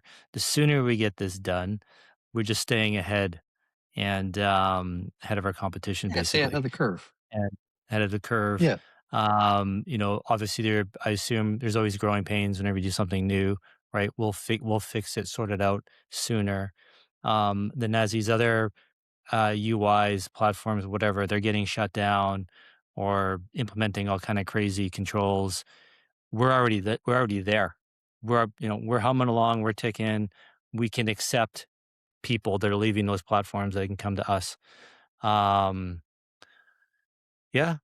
No, and I agree with the Bybit thing. And that was, for me, that was a huge, like last February, I'm sure we were all sitting back on, okay, now what? What's going to happen, right? And like you couldn't, it's awful what happened, but at the same time was a tremendous stress test for THORChain, and it passed Mhm. with flying colors. Mhm. So yeah, no, dude, I'm super interested. And guys, remember I'm too, so some proud. people worried about having wallet screening on the swap interface, having the bend the knee type deal. Like honestly, these screenings are it's just lip service. Like they don't actually stop anything. Like unless you're the dumbest of dumb thieves, like if a thief has half a brain, it's really easy for them to get around these things. And it's just something we have to Yeah. do and to show that, hey, we're playing the game, we're doing what we can, you know, like um so I've talked to all these guys, chain analysis, elliptic, what's the other one? I know I've talked to all these top firms. I'm like, well, like, how good is it? Like, how much can you actually stop? And they're like, well, we do our best, you know? And it's like, it's just impossible to stop it.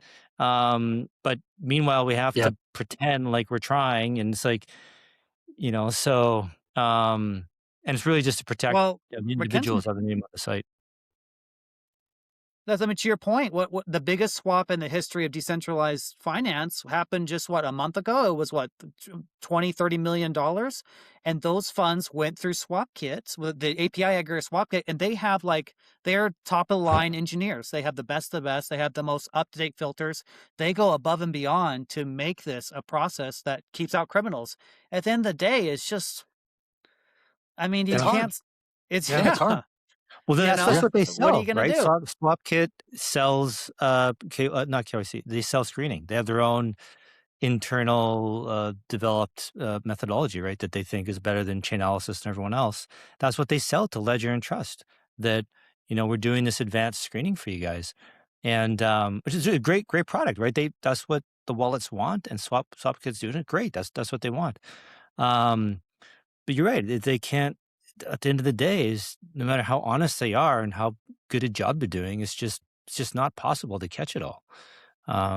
So anyway, so where I'm going with all this is like, if somebody's worried about us, being, going back on our ideals by introducing some kind of censorship, it's really just for show. Like at the end of the day, it's it's still going to be, the site will still be, anyone will be able to use it basically. Um, but just be much better to obviously put it on the protocol and have it truly decentralized. That'd be amazing. Well, I mean, Yeah. there's got to be like other people in general who are like, are there other websites that are decentralized already like this? Like, I mean, a lot of people in Not to crypto my are all knowledge, about like this is one of the design goals of the Archeo protocol that I created a couple of years ago, and we never got to and I stepped away the same time I stepped away from THORChain, so I no longer involved with it. But like we never got to phase two, which was like the UI side. Phase one was like decentralized the node infrastructure, right, to be able to read and write data on a blockchain. And then step two or phase two was going to be building the actual like UI side, so the UI is decentralized. And I had a design of a whole kind of like unofficial white paper that I wrote of how to achieve this goal. The quickest, the simplest, easiest way to do it is to have be a downloadable app rather than something on the web, because then it becomes, as soon as something becomes downloaded, you own it forever. It can never be revoked. It can never be turned off. It can never be changed underneath your feet. It can never be whatever. It's just eternally there on your laptop. Yeah, that's the cleanest and simplest way to do it, in my opinion. But then with that comes a little complexity. Like, I have to go find the app, I have to go download it, I have to install it, rather than just go to like mywebsite.com. So that was one of the design goals, was to create a platform so that anybody could deploy any website or UI that would be executed in a completely decentralized way. So you could use things like 1inch bans Americans from using 1inch, right? Because we're part of the American economy, and they've blocked all IP addresses that are American IP addresses, for example.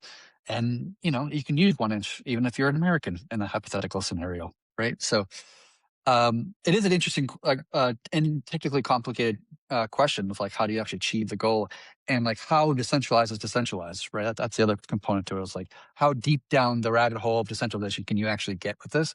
And obviously, as a decentralized maxi purist, I consider myself like I would have to go like I have to be very convinced that like there's no point in this entire stack that is you know, that is remotely considered to be centralized.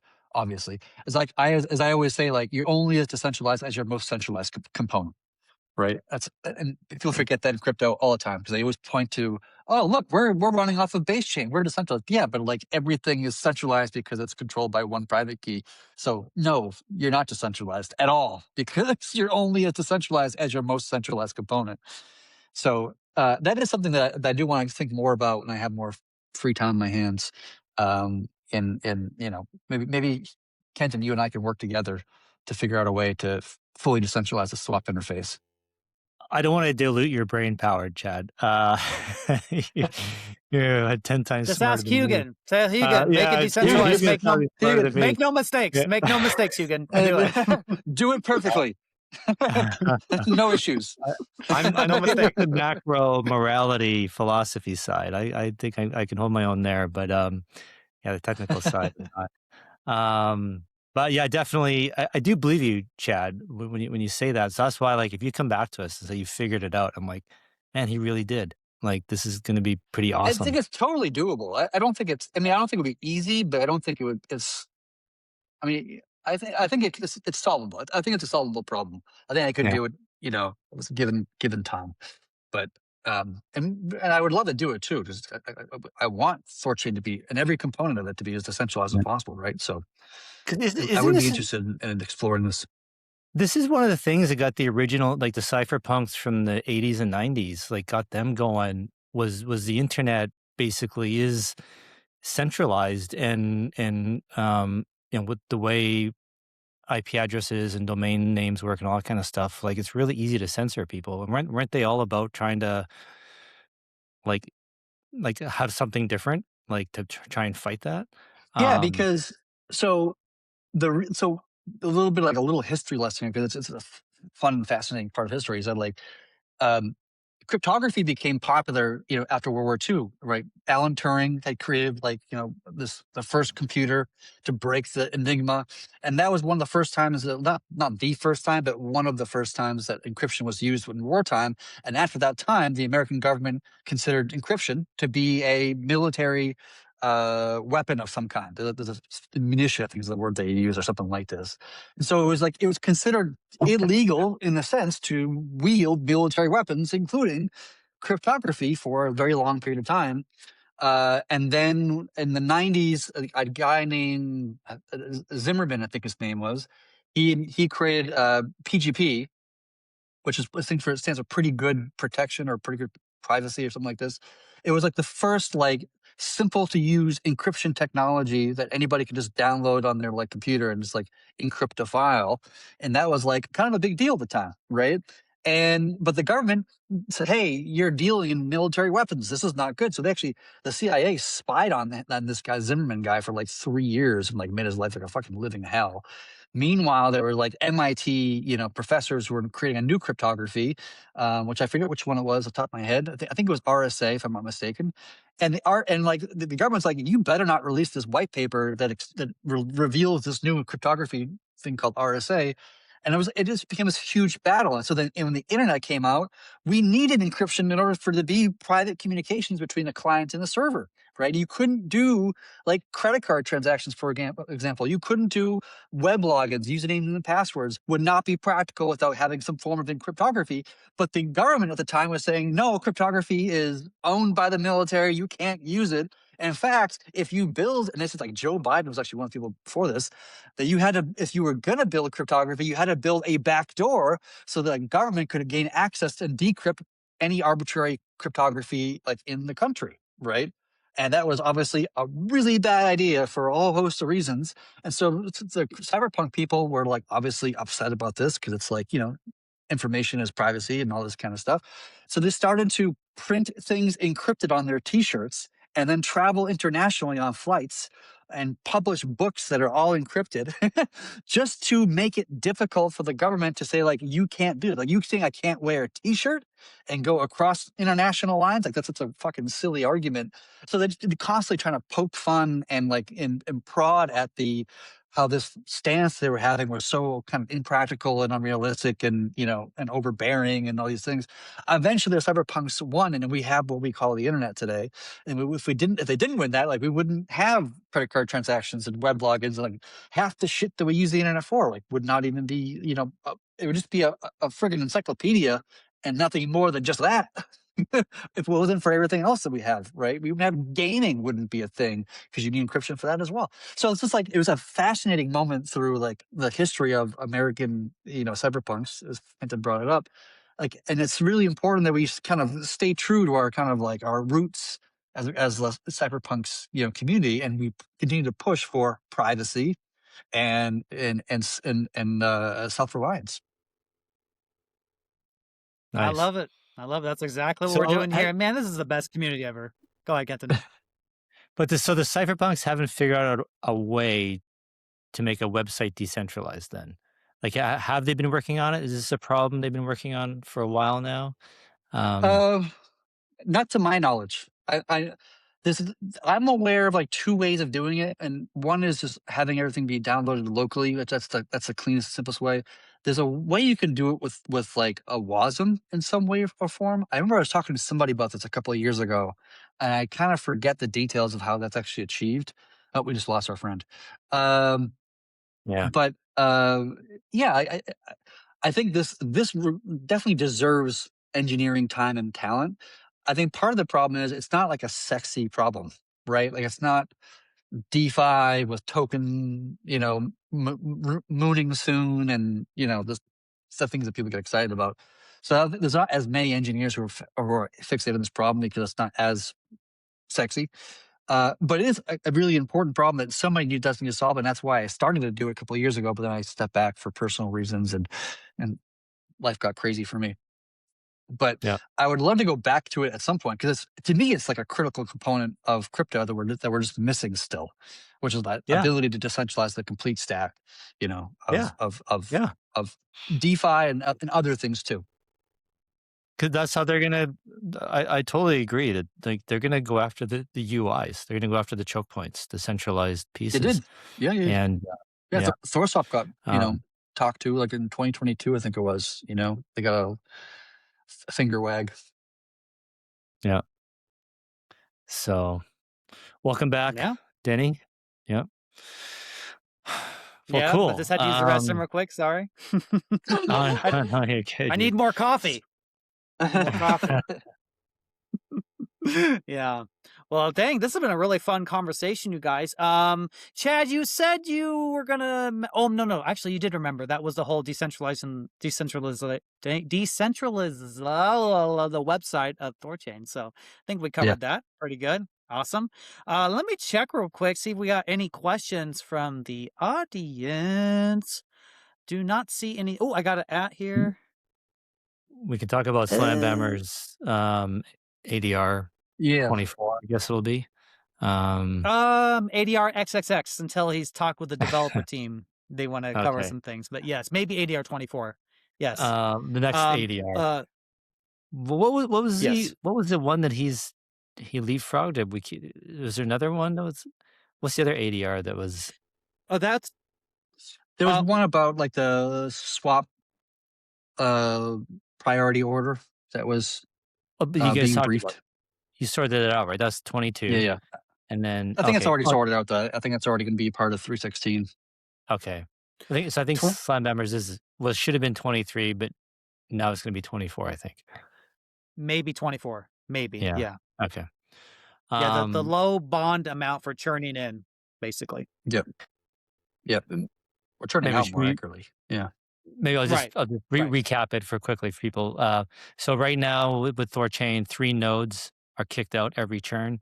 The oldest node of the network, the one with the most slashes, and the one with the lowest bond. And Slambammer has proposed to change that to only kick out the 2, the oldest and highest slashes, and not kick out the node with the lowest bond, unless we're at the max, unless we're at 120 at the max. And the idea is just we need nodes. We want to keep them in the network. We shouldn't be kicking them out. I think it's a great proposal. I agree with it. I'm not, in my mind, I'm not too fussed about like nodes coming in, taking over the network type deal. The only reason to get rid of them is if they're not keeping up, like, having slashes. So that makes sense to me, kicking those out. And then the one with age, I think is good in case node operator dies or something, right? Or like, I know BPs who've lost touch with their node operators, they can't churn out. So they're just waiting for the node to age out so they can withdraw. So I think that's good to keep. But yeah, arbitrarily taking out the lowest node right now, I don't think that helps us. We want to keep them in the network. Yeah, I mean, there's some argument to be made about by kicking out the lowest node, it incentivizes the lowest node to bond more, and then they become the second to lowest, and then the lowest becomes the new lowest, and then they're incentivized to go up. So it kind of pushes up the bottom. Instead, it creates the incentive to push up the lowest people to get higher up. So we've over a period of time, the bond becomes larger over time. I think part of it in my mind is that like you don't want people just kind of chilling at the bottom, right? Because if you've got a node and it's got 900,000 RUNE in it, but there's a 300,000 minimum, you could take your 900,000 single node and get 300,000 RUNE, scenarios, and now you've the voting power of 3 nodes instead of the voting power of 1 node. So you have 3 times the voting power with the same amount of RUNE, and now you're in a situation where like you're taking up more space, you get more votes, but you're not providing more value. That can be problematic. It makes it easier to capture the network in a sense, because if you're going to try to capture the network, you're probably going to go the low bond route, probably not the high bond route, and you want those people to be out as much as possible, right? To make it even more expensive to attack the network in that particular scenario. So it's like this whole question is complicated more than it seems at its face value, right? For some of the reasons I was just explaining a moment ago. And so then it becomes this kind of question, like I was actually talking to JP about this question yesterday. And like his mentality that he was having was just like everything's working fine. Like, I don't know why we have to keep on tweaking and touching things and moving things around, or, if everything's working just the way it is and there's no actual like issue that you can actually point to and show any kind of meaningful effect to the protocol, then like, does it really warrant the time it takes to engineer this thing, to make the change? What are the downstream effects that we're not even thinking of that may happen? And then I think that comes into play as well, like how often do we want to actually just change the protocol to change the protocol? Do you know what I mean? Yep. I agree with that 100%. That's the always thing that scares me. The decisions we make today, the second, third, fourth tier effects are very hard to figure out. You really got to think very deeply and try to understand the game theory. The game theory is everything. I kind of like the proposal because right now, like we talked about the reasons before, right? I'm hoping that I'm wrong. I'm hoping that like in years' time, we can look at recordings of this talk and like, hey, none of that ever happened. We were never attacked. There was no big deal. We transitioned to this wonderful egalitarian economic system, and it's great. But right now, I'm having a very hard time figuring out where to get these new node operators BPs, because we're kind of a tight community right now. I'm trying to get new blood in the system, and that is happening. It just takes a while, right? The people got to learn how to bond their RUNE, blah blah blah blah. And the big problem is when you get a new node operator, they need to learn how to be a node, and the only way you can do that is if you churn in and you stay churned in, and if you're churning in and out, in and out, in and out, that's a problem. So I'm wondering if the game theory is still intact, though, with what Kenton said, what Slambammer said about if the node is capped out, then you have the slowest bond churn out at that point. Then that bond war behavior goes back into effect. And then maybe like, let's say we're at 120 nodes and we've been bond warring for a while. maybe then you then incrementally increase the amount of nodes we could have, like maybe to 140 and then 160, right? Where you don't just like open the floodgates where you can inject the rest that you're concerned about, Chad, where maybe you have someone who has like 20 nodes, all a million, and then they just break them all up into 300,000 segments and then they get in and then they can try and capture a network or something. You know what I mean? So the big issue for me is short term is just getting, maybe could be reversed. Like we get enough unique node operators and then we can go back to the old behavior. I don't know. I need to think more about it, but that's kind of where my brain is. Like I just want more unique node operators. And I feel like it's really hard to get them churned in and stay churned in so they can learn how to be a node operator. Right. Yeah. Yeah. Like you said, there's arguments pro and against. The comment about, let's say you've got one node at 900,000, you can break it up into 3 nodes, 300,000. When you can do that today. And so let me just expand it. Let's say you have 3 nodes at 900,000. You could break that up into 9 nodes at 300 each. And basically you'd have 8 nodes in the network at any given time. And you just have the one that's always out, right? And you'd have the 2 swap, right? The one, they'd be basically, swapping back and forth with the 8th and the 9th, right? So already it exists now that the nodes could do that and have all of these like really small bonded nodes, but we're not seeing that. They're not doing that. And I like to think it's because the reason, the reason why is because the yield is different. Like the yield is basically half. Like if you have a node that's the low bond node, you'll earn half the yield as another node in the network because you'll spend half the time in the network and half the time out. That's assuming you get churned in and out every time, which you'll get churned out definitely. Churning in, maybe not because you're low bond, so maybe you won't be selected to get churned in. So maybe it's like less than half, right? And so like if I have 900,000 RUNE right now when I'm in a node, and I do what we're saying, then like I'm probably just going to make less money than I am making now with my 900,000 in a single node. That's the incentives are there to bond larger. This is like all part of the bond wars, thing we kind of talked about from the very beginning. So you're right, you can do it, but the incentives are not there to support it. And if you remove removing low bond node from the system, you remove the incentive to stay on a higher bond node.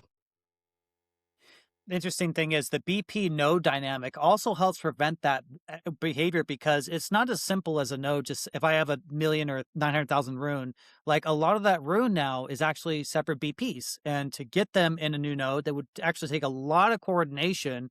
You would have to have the BPs churn out. Hey, you need to whitelist to this address.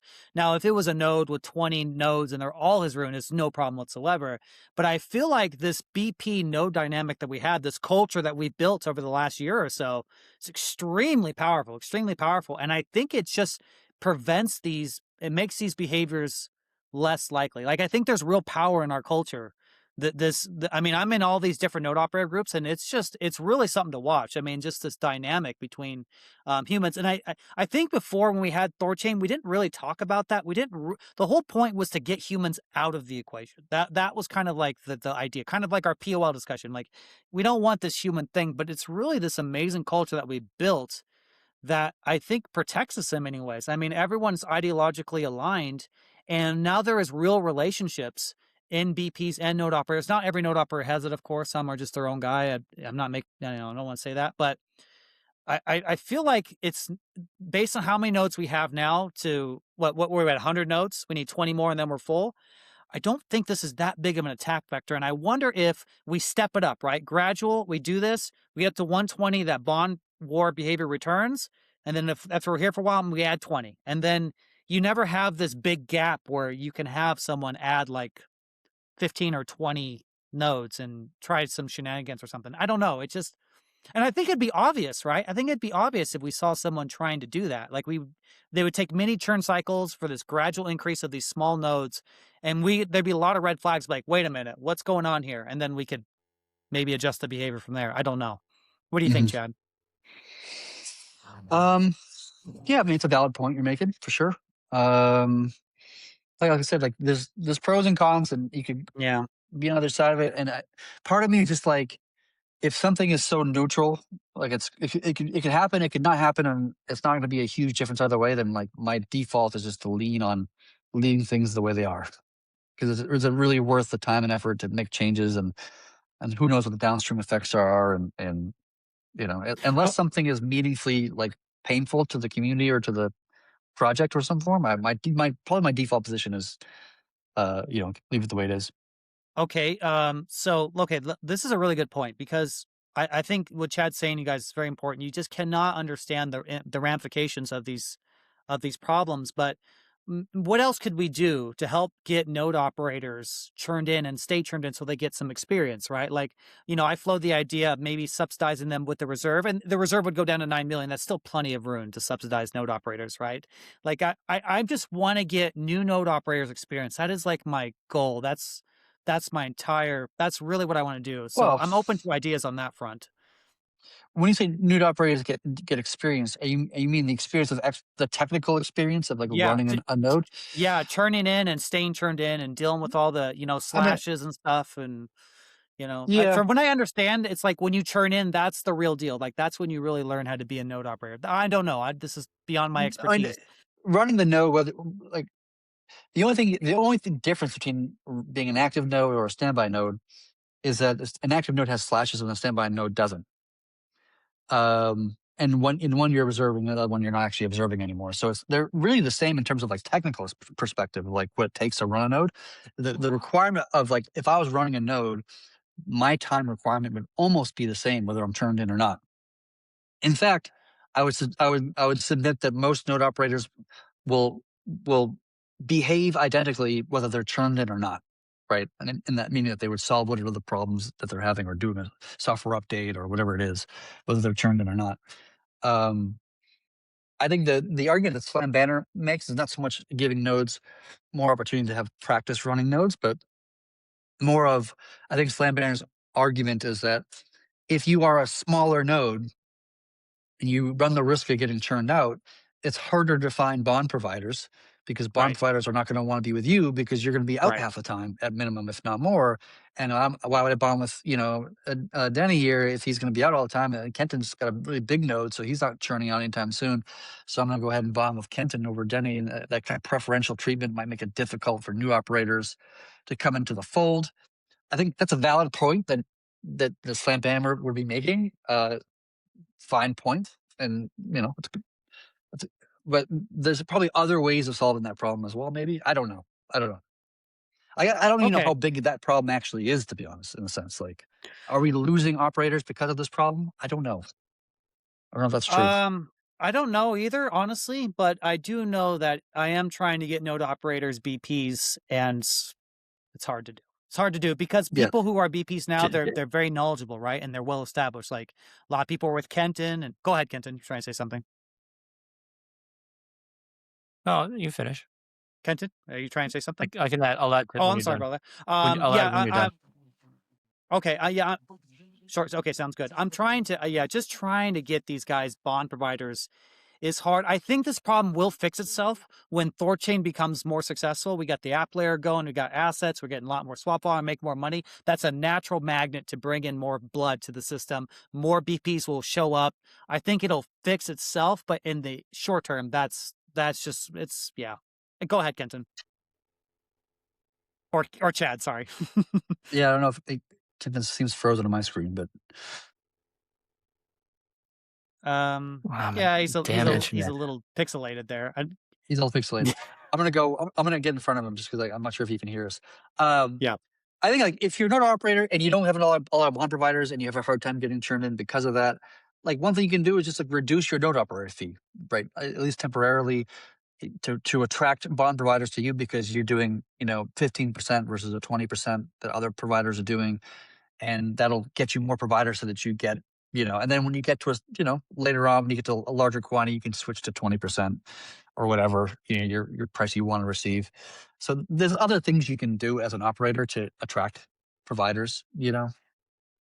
Also, would you say the economics of scale, like if you're a node operator with 4 or 5 nodes and you've got one RPC, like then it becomes you're making more money, right? When you have multiple nodes like that, because your infrastructure is based on one thing. So I think the hardest part probably in the node operator's beginning is just low bond and the first time try and turn in like that. But it still could work, right? You're still going to make money, Yeah. but it is just the highest friction point, perhaps, Yeah. is that initial node. Right. Yeah. Right. Okay. Chad, Kenton, are you there, brother? Can you guys hear me? Yes, I can Yeah, hear can you, hear Rob. you. Go ahead. So yeah, I was wondering, like, I think that is real about bond providers. Like, if you're constantly getting kicked out all the time, new bond providers don't want to be in that node. They want to be in the nodes in the network so they can get yield. So I think that is a valid comment and concern. So yeah, you have to have some pretty patient bond providers to work with the small node operator for them to get size to stay in. Yeah.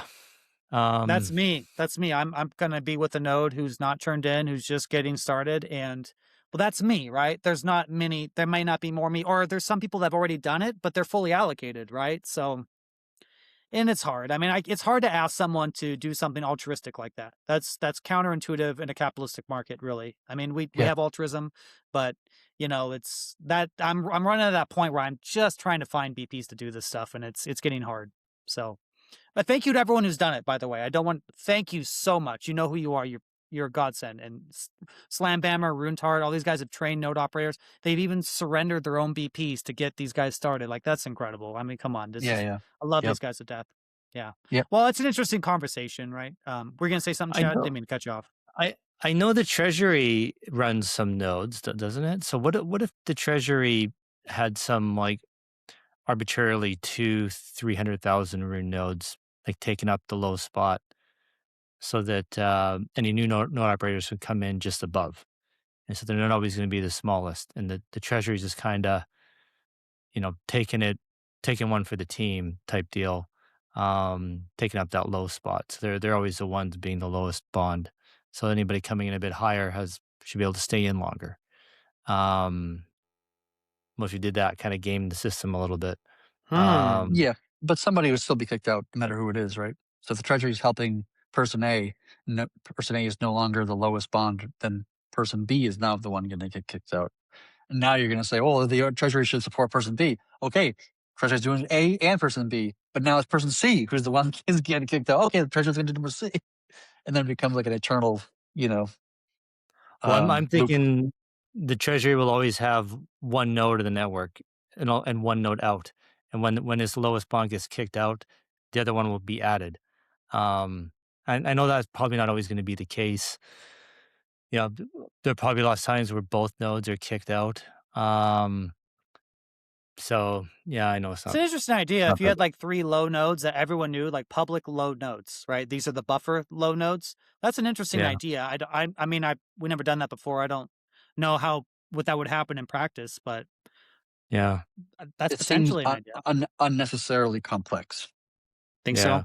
Just to solve a problem that we have a hard time even defining. Yeah. Yeah. Yeah. Like my general stance on things and at a high level is that, like, whenever you're trying to solve a problem, what is the ROI? How much value you get out of solving the problem, and what is the technical complexity you're adding to solve that problem? And you have to balance those two things in a reasonable way. Yeah. Yeah, it's hard to calculate because our entire security model is going towards decentralization, right? So it's like, it is a big deal, but like, I think we're safe. Like, we have such an amazing node operator group. I'm not worried at all, like at all. I'm just thinking in the future, right? And it's really hard to figure out. I don't know how to figure it out. I just kind of go with my intuition, Yeah. Yep. And I got to show you guys something. Iceland here. Oh, Ooh, nice. Positive vibes.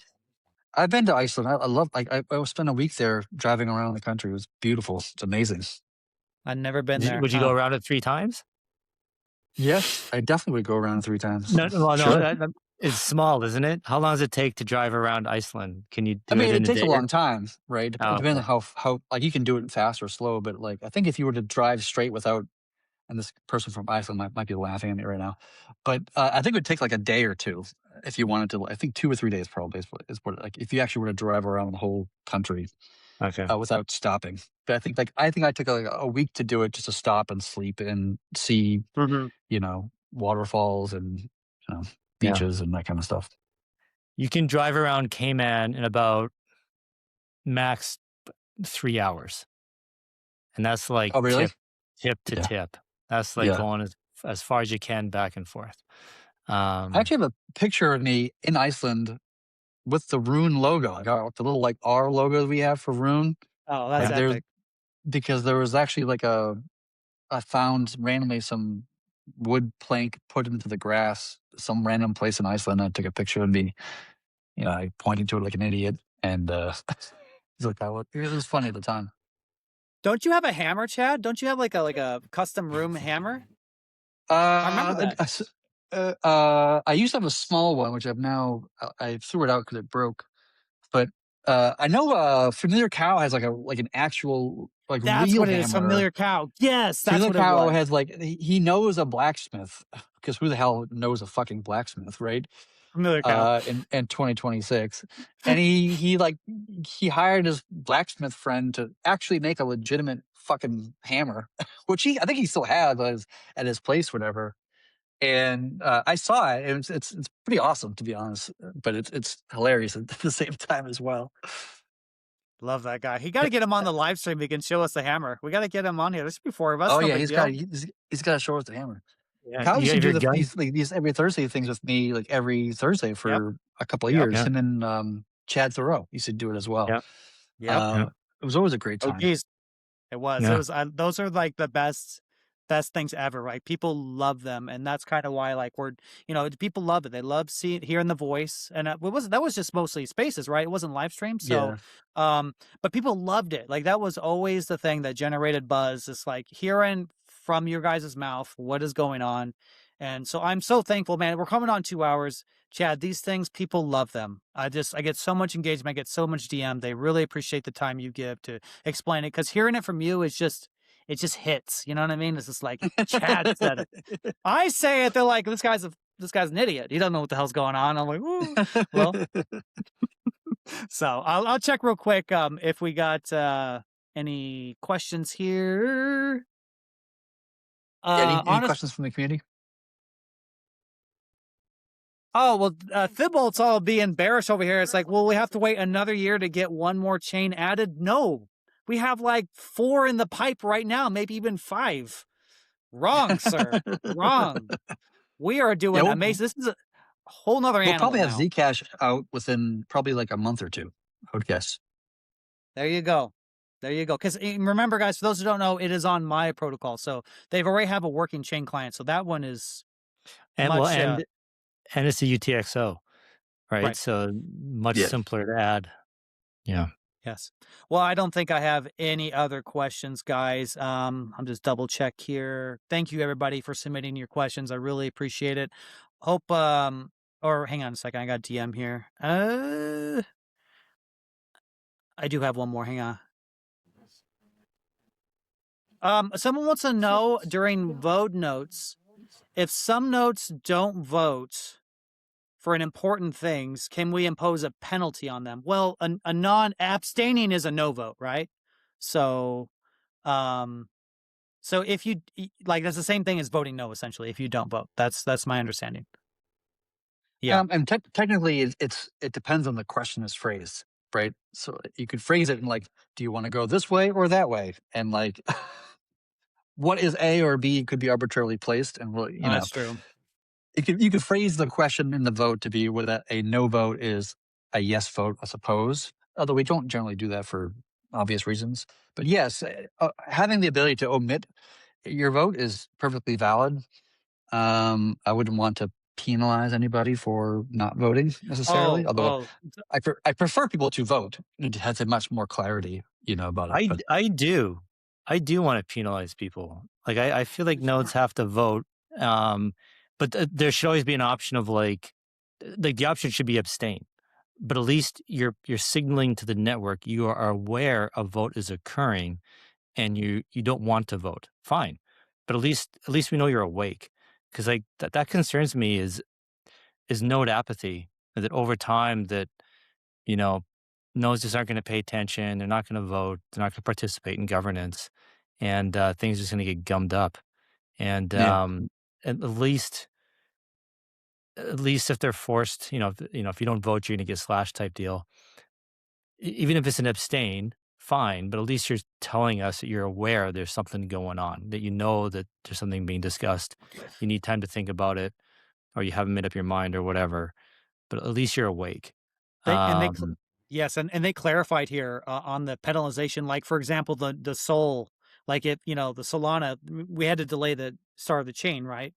The app, maybe they didn't work as hard or they weren't on top of it. Should that have been penalized, right? And right, something along those lines. yeah. Yeah. Because it's I don't agree. Like in politics, to force people to vote, I think that's wrong. Right. But this is like a private blockchain, private community in a sense, and it's like, how do we ensure there's like proper governance, that people are participating. Mhm. So yeah. Yeah. Yeah. I mean, I think governance is pretty good. I think we're pretty responsive. We probably could be better, but not too bad. I mean, I see a lot of relays in Discord. I love seeing that all the nodes talking to each other, helping each other if they have issues. Like I live for that stuff. Like I live and breathe. I love seeing that stuff, But yeah, well, thank you for the question. I appreciate that. I think that's it, you guys. I think that's it. Should we wrap? We're going over 2 hours. Again, I want to respect Chad's time. I appreciate it. I know Kenton's busy as well. I am busy as well. Anything else, guys, at all for the folks out there? Yeah. That's No. it. I think that's it, guys. Okay, sweet. Well, we're going to wrap this up here, guys. Remember, the views expressed are solely those of the hosts and guests. Any action taken based on this information is your own risk. Past performance is not indicative of future results, guys. Saturday, we are going to have Cake Wallet on, guys. We're going to have Vic with Cake Wallet. I'm really looking forward to talk to him. I haven't talked to him in years, so it'll be nice. Hopefully he remembers me. I hope so. But a really cool guy. So guys, thank you so much. I hope you guys got something out of this. Let us know if we miss any questions. Please let me know in DM. We'll get them addressed the next week. Chad, Kenton, thank you, my friends. Always great doing this with you guys. Yeah. Thanks, guys. Yes, sir. See you Take next care, week. everybody. Bye-bye.